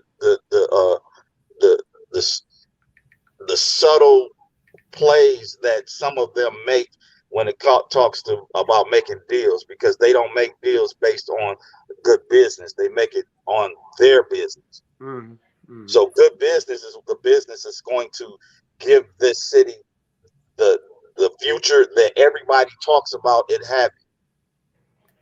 So whatever Ridgeway White is looking for, whatever Neely is looking for, based on their voices and and what they came out their mouth, if we all looking for the same future, then they need to get at the table. So us that are here, that live here, that deal with all of the threats of violence, that deal with all of the community issues, that I live right off by Eisenhower School and Gordon Corona. I'm in Flint. Even though things happen, I ain't left. So I'm here. I deal with the everyday struggles of being a person here, but I'm also putting into my community so I can get out of my community. But it seems like there's a blockage. So I'm saying that we need to go to those that say they have the resources to see how we make those investments in order to get a return on them for the community. If that makes any sense. I do. And DeWan, look like I done lost you. I done took you off of you. Like, I ain't listening no more. No, I'm sorry, man. I'm trying to multitask. Now, I was hearing what you. I hear what you're saying. Is it making any sense though? That make all the perfect sense. Like, what we saying, it makes sense. I'm not. I don't want us to get in the mindset of we're not making sense, because we are. I'm just saying that we have to really make moves on stuff. So it starts with us as people. Whether we decide to put people into leadership, that's us. That's us decision. Meaning that as a body of people, man, as a nation, that we have to make room for us to make those decisions to say we want these people to lead. And then this is the accountability piece that goes into it, right? This is objective that we want to see quarterly, 6 months, and a year in our community, right? And then call these folks to the table every quarter, every half of the year, so they can report out. And then that way it's a more consensus of how we moving forward together. We ain't just being, just walking blind. And we ain't just letting you just work how you want to work, and you ain't getting back with us and reporting to us, because we are the employer. As the people, we are an employer. We have to exercise those options. We got to make sure we stand strong on that. Now, if you jacking off and messing up and you're in that position, we're gonna pull you out of there, right? And we're gonna sit you on the sideline because you don't need to be there.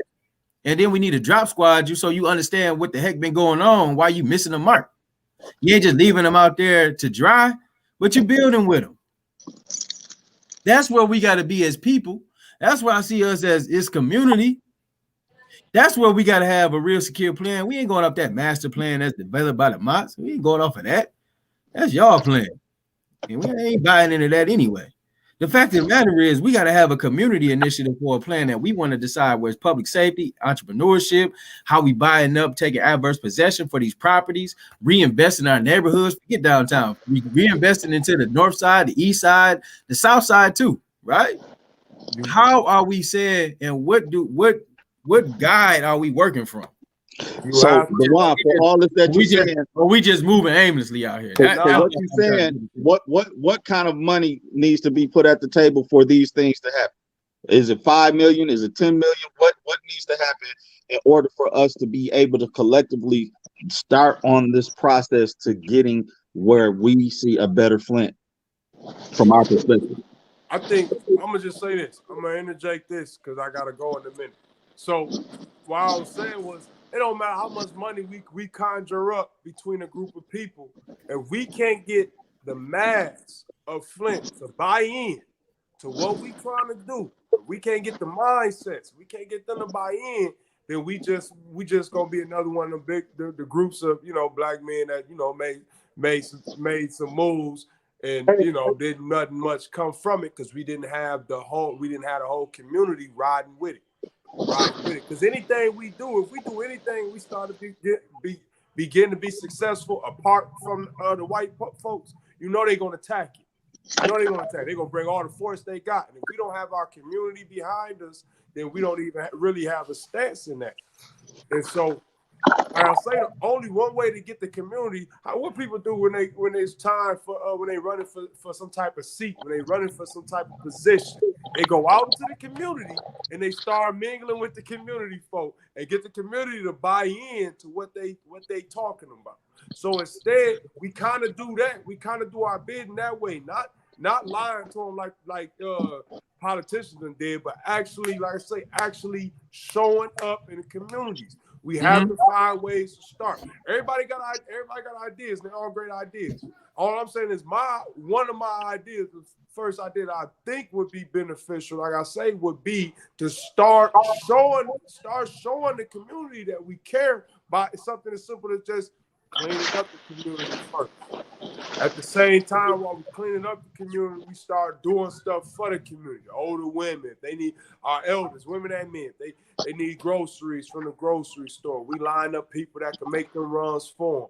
The children coming from bus stops, we make sure we find ways to all make that's sure gonna take money though. Make it home. All that's gonna take money. All that's gonna take money. And I'm saying there's money in this city. There's money in these coffers. Right. And I'm saying like this. I am not going to give other people enough so much credit to destroy what we can do. And then I'm saying if we say we need $20 million in order to, in 5 years, is going to increase the value of everything in Flint that we touch by tenfold. Just saying that. And then other people are going to want to invest, but they can't directly invest unless they get along with those that have seeded it, which would be our collective, the folks that got involved.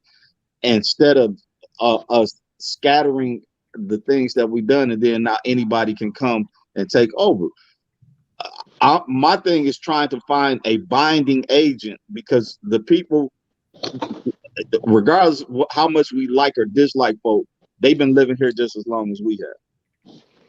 Indirectly or directly. Their money been living here, or their name has been living here. The thing is, maybe they need a mindset recheck to understand how to live together with what we going with. Because I'm saying money is here. They have it. They sitting on it. And they're supposed to federally get this money out to where it's supposed to go. Now I'm saying there needs to be a $20 million stack put to the side for the things that are needed based on whatever programs and things that DeWan as leadership is talking about. I'm saying those things that shouldn't even be a hypothetical. That should be something that happens based on how much the structure of the city is, how much money comes through this city, how the pipelines from all different types of industry goes here. We have General Motors, which is still founded and running here. That money and tax money comes here. There's so many foundations, so many different companies that are here on the low that If they want to see the 20, see the rest of this time period turn into something great, then y'all need to run that money so we can invest it into our community to get the results. And once you see the results, you're gonna want to invest more because the tide is gonna rise all of the boat. Yeah, you're right. I gotta run. Rodney, Hey, is Rodney still there? yeah, I'm still here with Darius. You available tomorrow? I'm gonna try to be at the building around 4. You gonna be there tomorrow? Yeah, if you need, whenever you need me, bro. I'll be here tomorrow. Because I want to sit down and go over some things. We're gonna sit down and go over some things, man.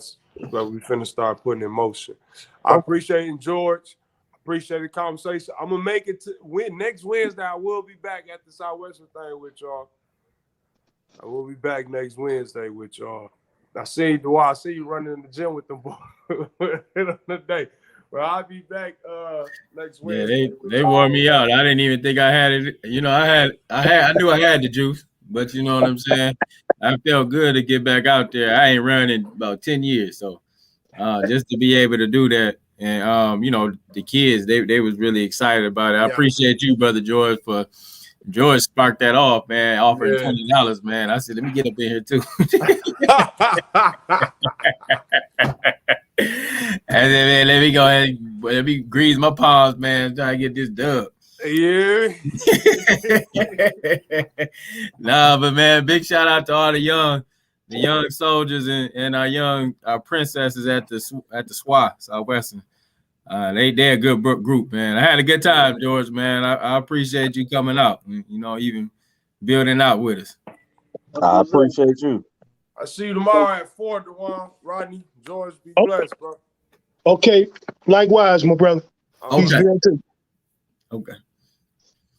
Yeah, man. I think this was a good conversation. We gotta put a plan of action for us. And we ain't waiting on nobody.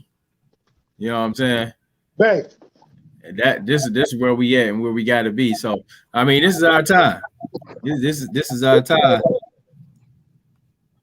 Well, I'm putting it out there that a seed money of $20 million needs to come from somewhere, whether it's from the city, somewhere in the city, somebody that's been sitting on it, or whether it be from Elon Musk, it needs to be unrestricted $20 million put in the hands of black men to show you how we gonna make it work. Period, point blank.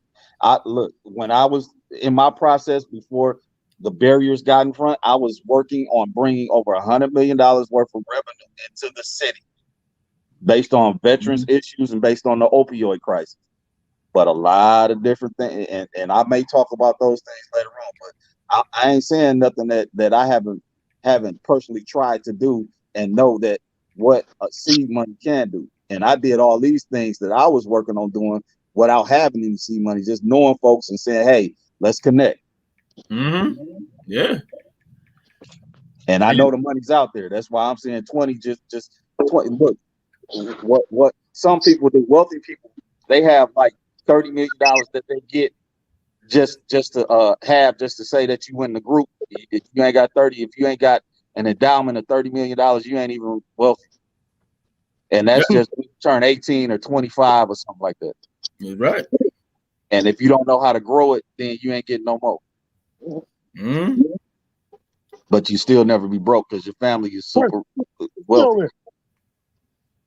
Right. So the money's there. And look, they looking at us, seeing us scratch the wall and climb, but don't want to give no assistance, then shame on you. Because when we get up, dog food. I ain't got no money to waste. We ain't gonna have no space for you when we get to the top. Come on now. Come on now. It's bad. You know what? It's a beauty in being at the bottom. Yeah. You know, we ain't got nothing to do but look up. We ain't got no choice but to look up. All we got is look up. That's right. The thing is, when we stand up, we become strong. 20 million. 20 million. That's just the start. That's just the start. And guess what? We'll probably flip that and turn that into 100 million within 5 years with investment in our city, legal investment. I like that type of passion and those type of plans. That's the type of energy that, you know, we'll get behind. That's what we have to be. It's a mindset seeing it and really envisioning that, seeing us turn that into that, right? And then us really actualizing and it tangibly taking place. So, yeah. And PTAC, I like to speak on. People need to go out and go to PTAC, PTAC, Flint, Michigan, and learn how to do government contracting. The government has hundreds of billions of dollars in a budget every year. They buy toilet paper, toothbrushes, underwear. They buy everything from bullets, beans, and everything else. If you learn how to do contracting with the government, whether you're a custodian or you're a carpenter or electrician, and you learn that, then you'll turn your revenue multiples up higher. And there are people here that are doing it. I don't want to say his name wrong, but I'm gonna try to get with him so we can sit down with him and he can talk about it, because he's doing business all over the country because he's doing government work. He's and knows how to do it proficiently.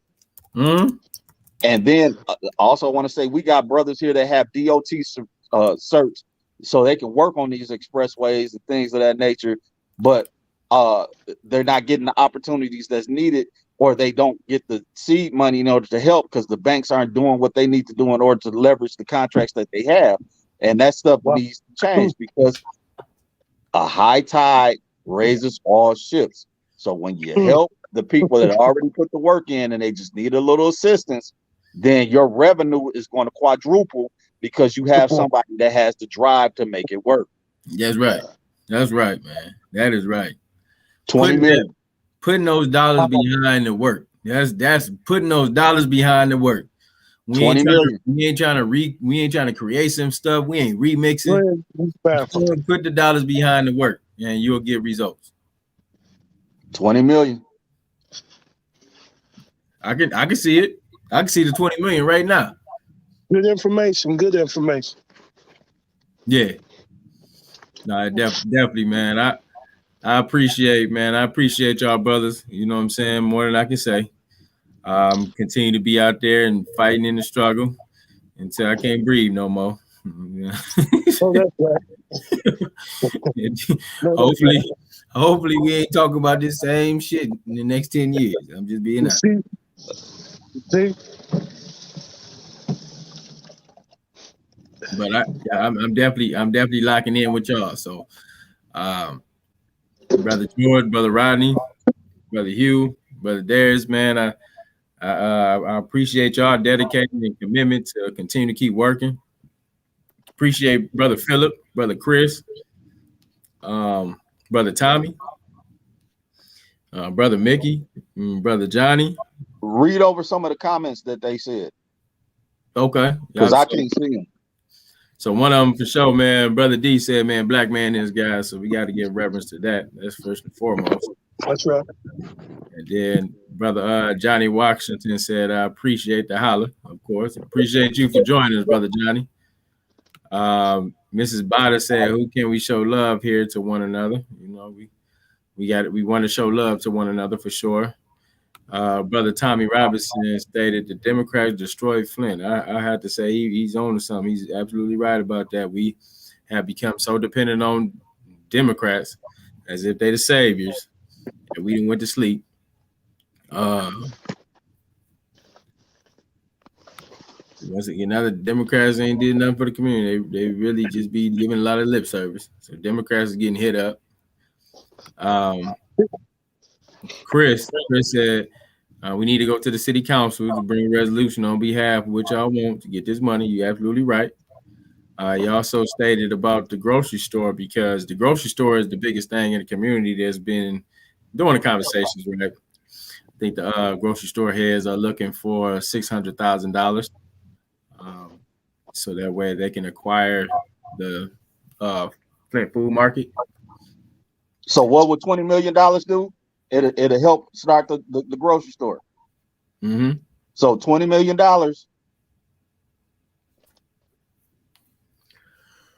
Will start help start the grocery store. You're right. Because 600,000 can come out of that 20 million to seed these programs that other black men are doing. Mm-hmm. Yeah. Brother Phil said, make sure there's direct and clear consequences for people not doing right, and no loopholes, right? This is part of why the state people keep getting away with stuff and finding a way back and mixing other ways. So they just remixing and re-rocking stuff.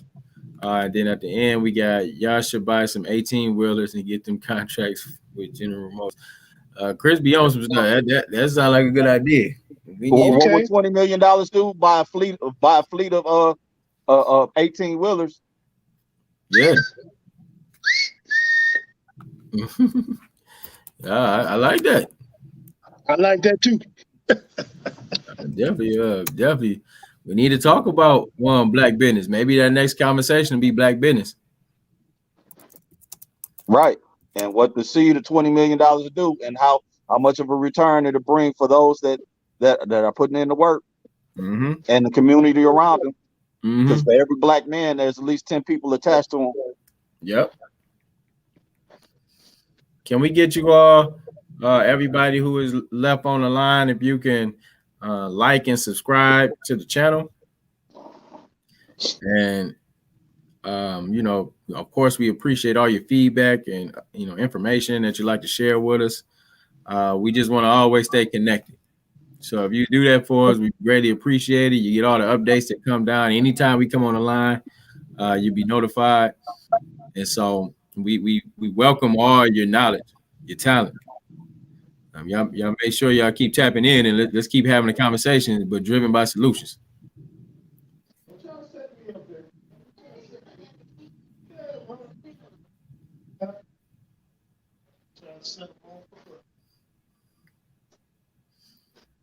All right. Yeah.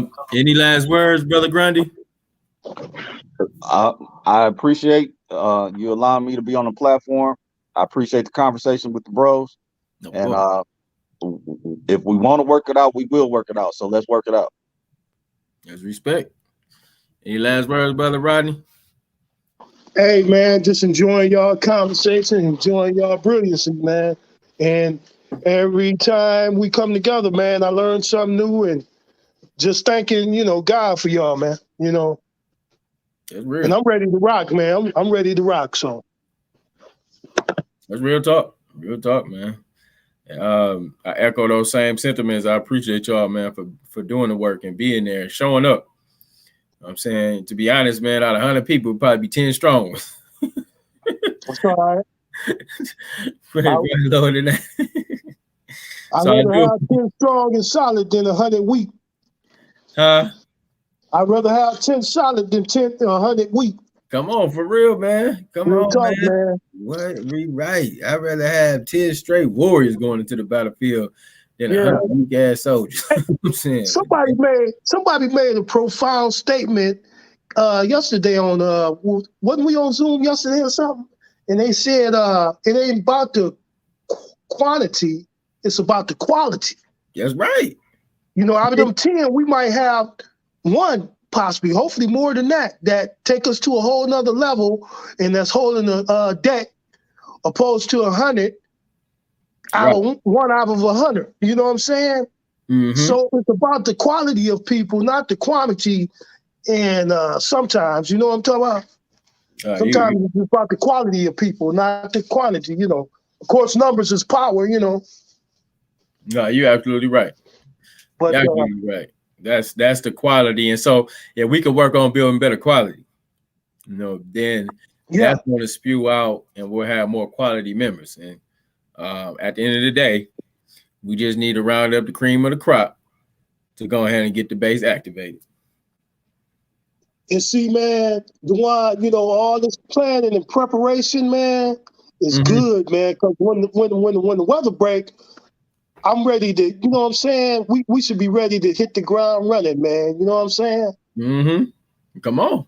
Because we prepping for it, man. So I'm looking forward to what's gonna manifest this summer, man. Come on now. Yeah. Real talk, man. I love it. All right. Well, I love it, man. I think we own to something. Let's keep man. let's keep I'm this. gonna play my lane, man. Go ahead. I was just saying, let's keep this type of energy going. Right. Mm-hmm. You know, I'm planning on, man, you know, staying in my lane, and you know, I'm pretty much be out here with these hood in the streets anyway for the most part. But that would give me a real reason to be out here. You know what I'm saying? Yes, sir. Yes, And I'm sir. looking forward to it, man. Yes, sir. Yes, sir, man. To waking these motherfuckers up. Come on. Excuse my friend. That's right, man. Wake these motherfuckers up, because you ain't lying. They been asleep for a long time. You hear me? Yeah, man. We've been asleep, man. We've been asleep, and we've been having some good sleep. We should be well rested for the fight. Hey, That's right. That's right. ain't nothing wrong with being in the streets and having the streets ready, because guess what? People understand based on how. Just take the music game. Think of Death Row. Think of No Right. Limit. Think of the Wu-Tang Clan. These are folks that showed you how success looked raw and From the uncut. streets. Come on now. Come From on. the street. From the Yeah. street. And now guess what? Now the Death Row is back in the hands of Snoop. Mhm. If his mind on right, that company is going to be worth $2-3 billion in the next 4 years. Oh yeah, it's already got history. You gotta do is come in, put some classic music down, incorporate some of the history of it, and you be dope with it. So translate that to Flint. We still here. We've been knocked down for a minute, but we still here. So you give us the right investment, we gonna turn that into something, because we already got history. Mm-hmm. That's right. And see Snoop on that too, man. You know, these brothers, man, now, as we were saying, man, ain't about self. They looking at creating generational wealth, man, for us all. You know, he can do anything he want to. His kids can do anything he want to. So, you know, back in the day, motherfuckers was just all about me, and I got this, I got that, I can do this, I got this kind of job, whoop-de-whoop. But now motherfuckers just talk about us, man, and that's what it's all about, is us, man. It ain't about me. It's about our kids, our grandkids, and further on, man. Come on, man. I just hope I can see something out this shit before I die. You know, you know. Real talk. You know, you want to see something. You want to see this. That's what I'm saying. I don't want to just be saying like we just gotta. Oh, you know, we ain't gonna see none of this stuff in our lifetime. What? But we could be the motherfuckers who got it started. We could go down in history as the motherfuckers who got the ball rolling. We had that chance. Got the ball rolling and was able to see it play out. Right. Yeah, that's right. You know what I'm saying? Yeah. 20 million. That's stuck in my head now. 20 million. I'm speaking it into existence. I didn't get $20 million. That's right, brother. Look, so we gotta stay focused. When you could go on certain streets and certain houses, and the houses were full of money. Right. So it ain't nothing but a thing. Money has been all over the place. It's just y'all got to direct it the right way. If you still got it like that, look. DeWaun Robinson is a responsible black man that is doing. He's in your face all the time. You see, right. He ain't hiding from nothing. Right. What are you talking about? He's as transparent can get. I just treat people how I expect us to be treated. Like we should be above board, and if we can't complete something, then we say, hey, I can't get it done. I'm gonna fall short, right? Or you know what I'm saying? Or you seek to go ahead and find a solution. So we all lean off each other. That's right. We all build up each other, and if we got good quality folks around, man, we're gonna be all right.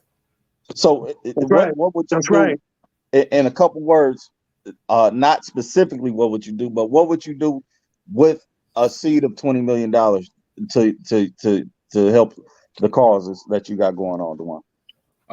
I would start first and foremost with really putting that into education for us as people. You know what I'm saying? We have to be educated, and I'm talking about not just the education that they provide from the institution, but we have to be educated about life, about who we are, and really kind of getting us into that mindset to be able to break those chains that we've been under. You got to know how to fight the enemy, and a lot of times you got to know what was done to you. So we can educate each other first and get that foremost. That would be ideal. And then we also got to address folks' needs. People got to live. People got to eat. You got to meet them on the basic level. You can't just be talking about all these grandiose ideas and I ain't eating, right? I'm hungry, right? I don't got no opportunities. I'm trying to make it out here, right? You know what I'm saying? It's kind of hard for me to see the people. You got to invest. You got to make sure folks got foundations. And folks got, some active income coming in on a regular, right? And they're able to go ahead and put their time in, their civic duty, and then they taking care of their families, right? They be in everything we need them to be. They not saying it. It's in action, right? They're going to be moving differently. And it's going to inspire folks that we all around. I know it inspired my homeboys when they be seeing this stuff, they be inspired, right? And if they ain't doing a whole bunch of other stuff, they still be like, man, you know what? I got to get my stuff together, right? Because one day I got to tighten up. But hopefully we want to say, hey, listen, that today is the day. But you got to be able to go ahead and inspire each other. So, and you have to be in the right mindset. Then also you have to have your situation together so you can inspire folks, right? So we gotta be working on that level first. Build our foundation, right off education. We got our economics, and then we addressing our public food crisis, right? Because of course we still went through a water crisis. People still not have been made whole. People still need mental and physical health. We got to get that. The first part of being an activist is being alive. So folks got to be in a healthy mindset, whether that be in getting them in good health, maybe eating right, cultivating farms where we got our own food, right? We creating these type of avenues. Those type of things kind of spin out on a greater vision. So we can address our public health, build some economics for our sector. Now we got some economic drivers for this area. And then at the same time, we educated from the culture. We locked in as a village. Everything is tied into one. So your success is my success. So if I'm working on behalf of this nation, I know that I'm advancing, but everybody else in this mix is advancing too. So everybody tied in. So that becomes like we off each other. We tied at the hip.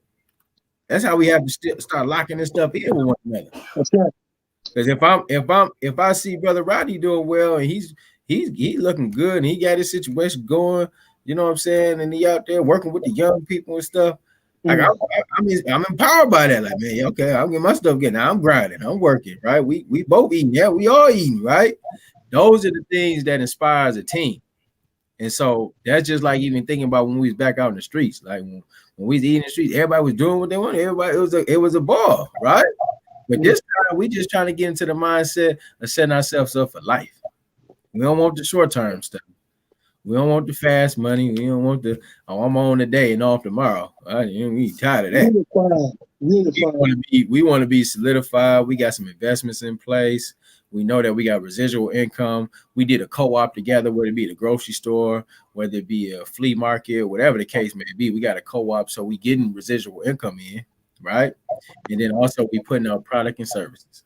So I would say with $20 million, I would allocate that towards my first thing would be education. Secondly, economics. Third, public health. And then fourth, which is dictating help and assist. All those three components will impact our public safety. See what I'm saying? When folks making money, man, they ain't got time to be messing up. You trust me. I just see my homeboy out there, they be out there working and stuff. They ain't got time to be out there getting drugs. You know what I'm saying? Bust a sale and all that, potentially go back. They ain't thinking about that. You know what I'm saying? They trying to get on, they trying to move forward. You know what I'm saying? They busy. They on the grind. They come back home, they got to take care of their children. So they don't have idle time. Because either they putting in work, of course, they taking care of themselves and their families, and then they giving back to their community. So they ain't got time to waste. And that's how we have to occupy our times. Where we focusing in, every minute is for the purpose. We so far behind, every second counts. And we lose a second and we getting farther behind. If I could add to that, if I was over like 5 million of that 20, I would make a collective for business owners, for Black male business owners and Black women business owners, a collective to where it'll be matching funds up until a certain amount for and have a some type of coalition that helps them to help each other to have a inner structured situation to where they're doing business with each other to keep their businesses going and have the funding and financing to grow from one space and then expand at at their pace of growth. Yeah, that's some strong efforts in our economics. We got to have economic base behind us. We got to have our own money flow. We got to have our own trails. We got to have our own industries. So you have to put money to the side. And then we also like talking about 5 minutes toward Black empowerment or Black business. And then a portion of that is seed money for our young entrepreneurs coming up, where we actually give them education, give them accelerators, really have spaces for them to really get a business plan, learn the breakdown, practices of taxes, understanding how to build your credit, get those things going for them early. So now they got that rolling, and then they'll be interns for the Black business. They got some seed money for them for their business, right? So you didn't give them the training, and then you gave them money on top of it. Right. There'll be interns for the Black businesses, and then they earn a stipend, or they earn some type of graduation stipend for once they finish their internship in order to start their business. Right. Hey, check this out, man. I know this, man. Seeing, and I heard y'all speaking on it earlier, man. Seeing them Ukrainians, man, that shit just motivate me and inspire me. I have so much respect for them, how they didn't run like some little broads. Right. You know, they put their women on. And I was watching the news yesterday. It was about a Ukrainian college student here over in Flint. They had her on the news. She don't have any family here. Mm-hmm. But back in Ukraine is her mother, her father, and her little brother. Mm-hmm. And I think they sent her mama on, but the father and the brother stayed, and the brother wasn't nothing but 13 years old, but he fighting and standing. You know what I'm saying? So that's so much inspiration to me personally, man. Mm-hmm. It's mind blowing, really. That should give us so much inspiration as Black folks, man. You know what I'm saying? But the flip side too is what I hear how they playing Black people over there who trying to cross over. You know, they ain't letting the Black people. You know, that's the bitter take. You know, the bitter side of it. You know what I'm saying? But the inspiration of them just standing and holding their own and dying for what you believe, man. Mm-hmm. That's awesome, man. You know, and you dying for the right cause, man, to defend your people, man. And I believe as a man, I'd rather die on my feet, than on my goddamn knees, man. Man, real talk. All bullshit to the side, man. The only thing that I took issue with Ukraine's is how they was treating the Black Kenyan students. I didn't like that. Yeah, that's what. Yeah. I do like the fight in them. Yeah, I do think that's resilient. That's resilience right there. Now he's saying that we're gonna stand here even if we outnumbered and outgunned. We're gonna fight. That's deep. But I don't respect them how they did the Black people, and we got a problem with that. So, and you know they're gonna get checked for that one. So I mean, it's one thing to be doing and fighting on behalf of the country, but it's another thing to continue to uphold racism. Hey, we ain't playing that. You can't be in a situation like the situation they in and still try to be racist to folks, you know, who over there educate themselves. Man, that shit is crazy. We'll fight with you. You know, we'll stand there with you. We would have stood up with you, but now we ain't. We standing up on that. But then y'all don't, you know, do us like that, man. Y'all just, in a sense, like the rest of them. Yeah. You lost me. That's the bitter part, you know what I'm saying? But the way they uniting, man, and standing, man, that's awesome, man. Mm-hmm. No, they on one. More power to them. They definitely on one. But I do see Putin. Putin is like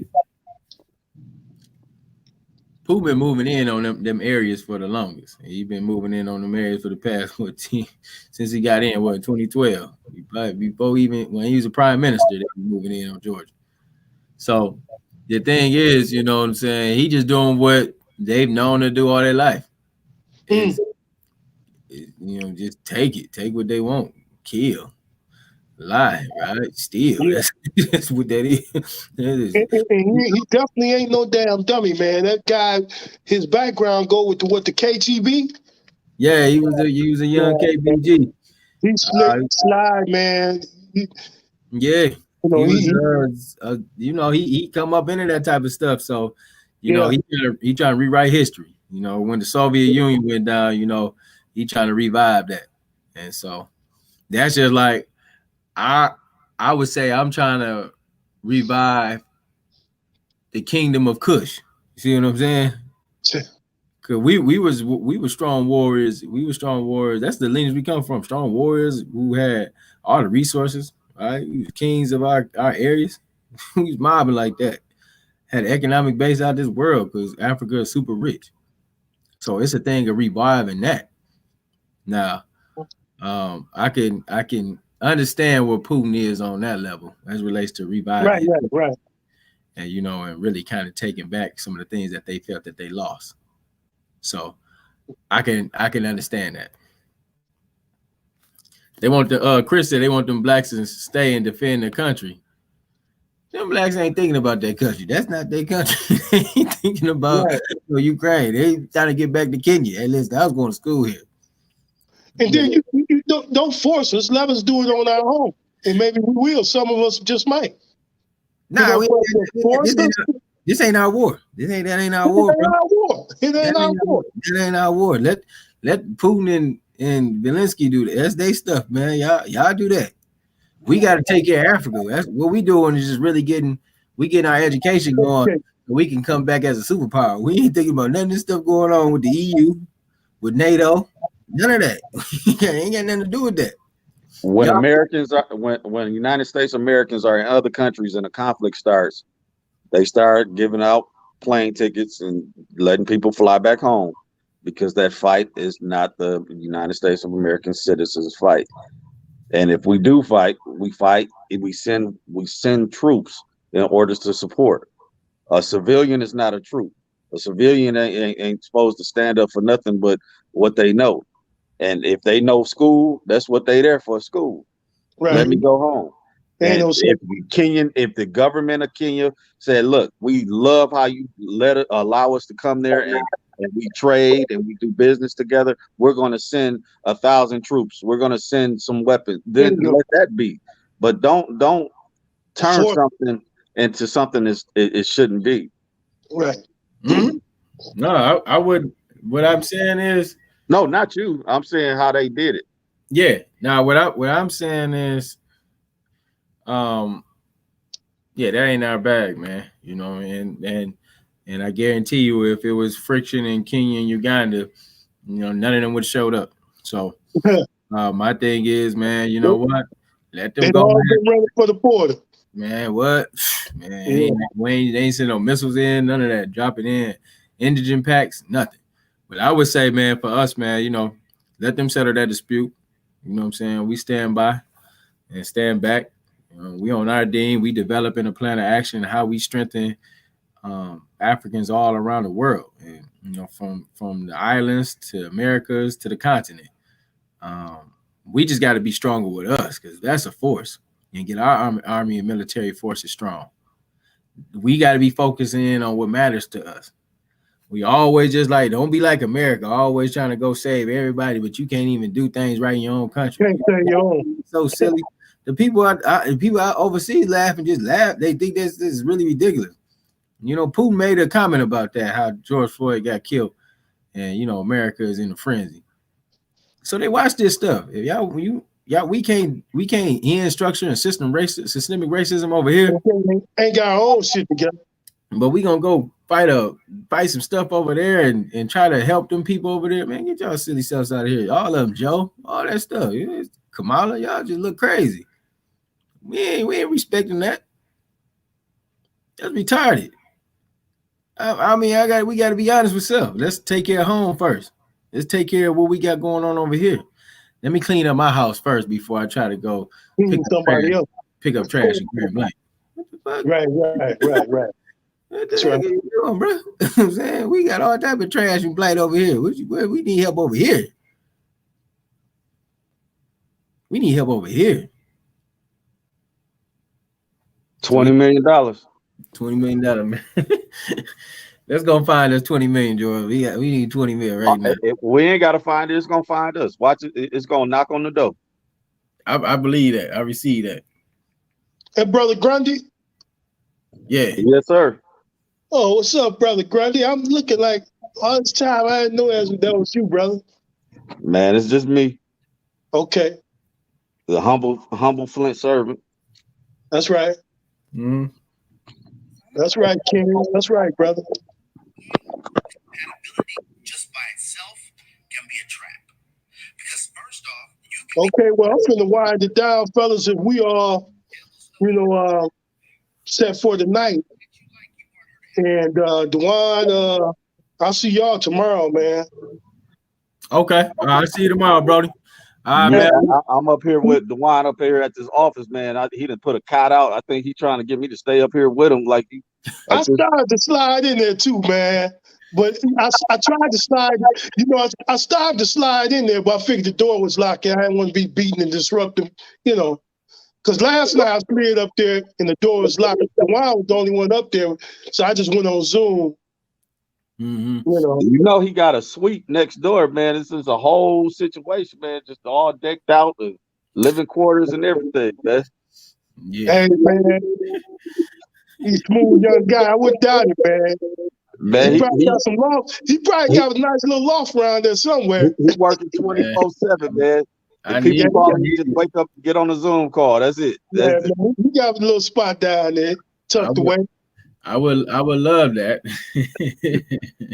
Yeah, we gonna tell it. Yeah, I said I would definitely love it, but I'm in the bunkers, right? You know what I'm saying? We where the work need to be, and it's nonstop right now for us. So, but hey, do y'all know if the Great Lakes Technology Center is open, or is it still shut down? What do you mean, Insight? The Great Lakes Technology Center over across the street from Graceline Cemetery. From Graceline? Yeah, it's across the street from Graceline. The Great Lakes, the computer lab. I ain't even hip to. I wouldn't even hip to. Elks Club. Where Elks Club. George Cooper was running at him and Carla. Okay, the old Elks Club right next to Vibes. No, it's a little further down. It's by the old seamstress, Taylor shop. The tailor shop is right behind the tailor shop. Oh, I ain't hip to that building, man. I don't even know, brother. I can check it out, but yeah, if it's not open, they need to fund that and get that back open and give the kids the opportunity to get that access to that technology again. They need to figure I know they had out. all them computers up there in that one next to the Vibes Club too, man. They had computers and a lot of stuff they was offering as well, Oh, you man. talking about that church, the place that they turned into church? Okay. Yeah. Well, they had some good stuff too, $20 million. Brother Jalil. I was calling to see what time we supposed to meet at. All right, y'all. I'm about to wrap it up myself. Okay, peace and love, brothers. Yes, sir. Amen. all right, peace and blessings, family. Good conversation, man. And we're gonna tap in with everybody tomorrow. Bet it up. All right. Okay. Hey.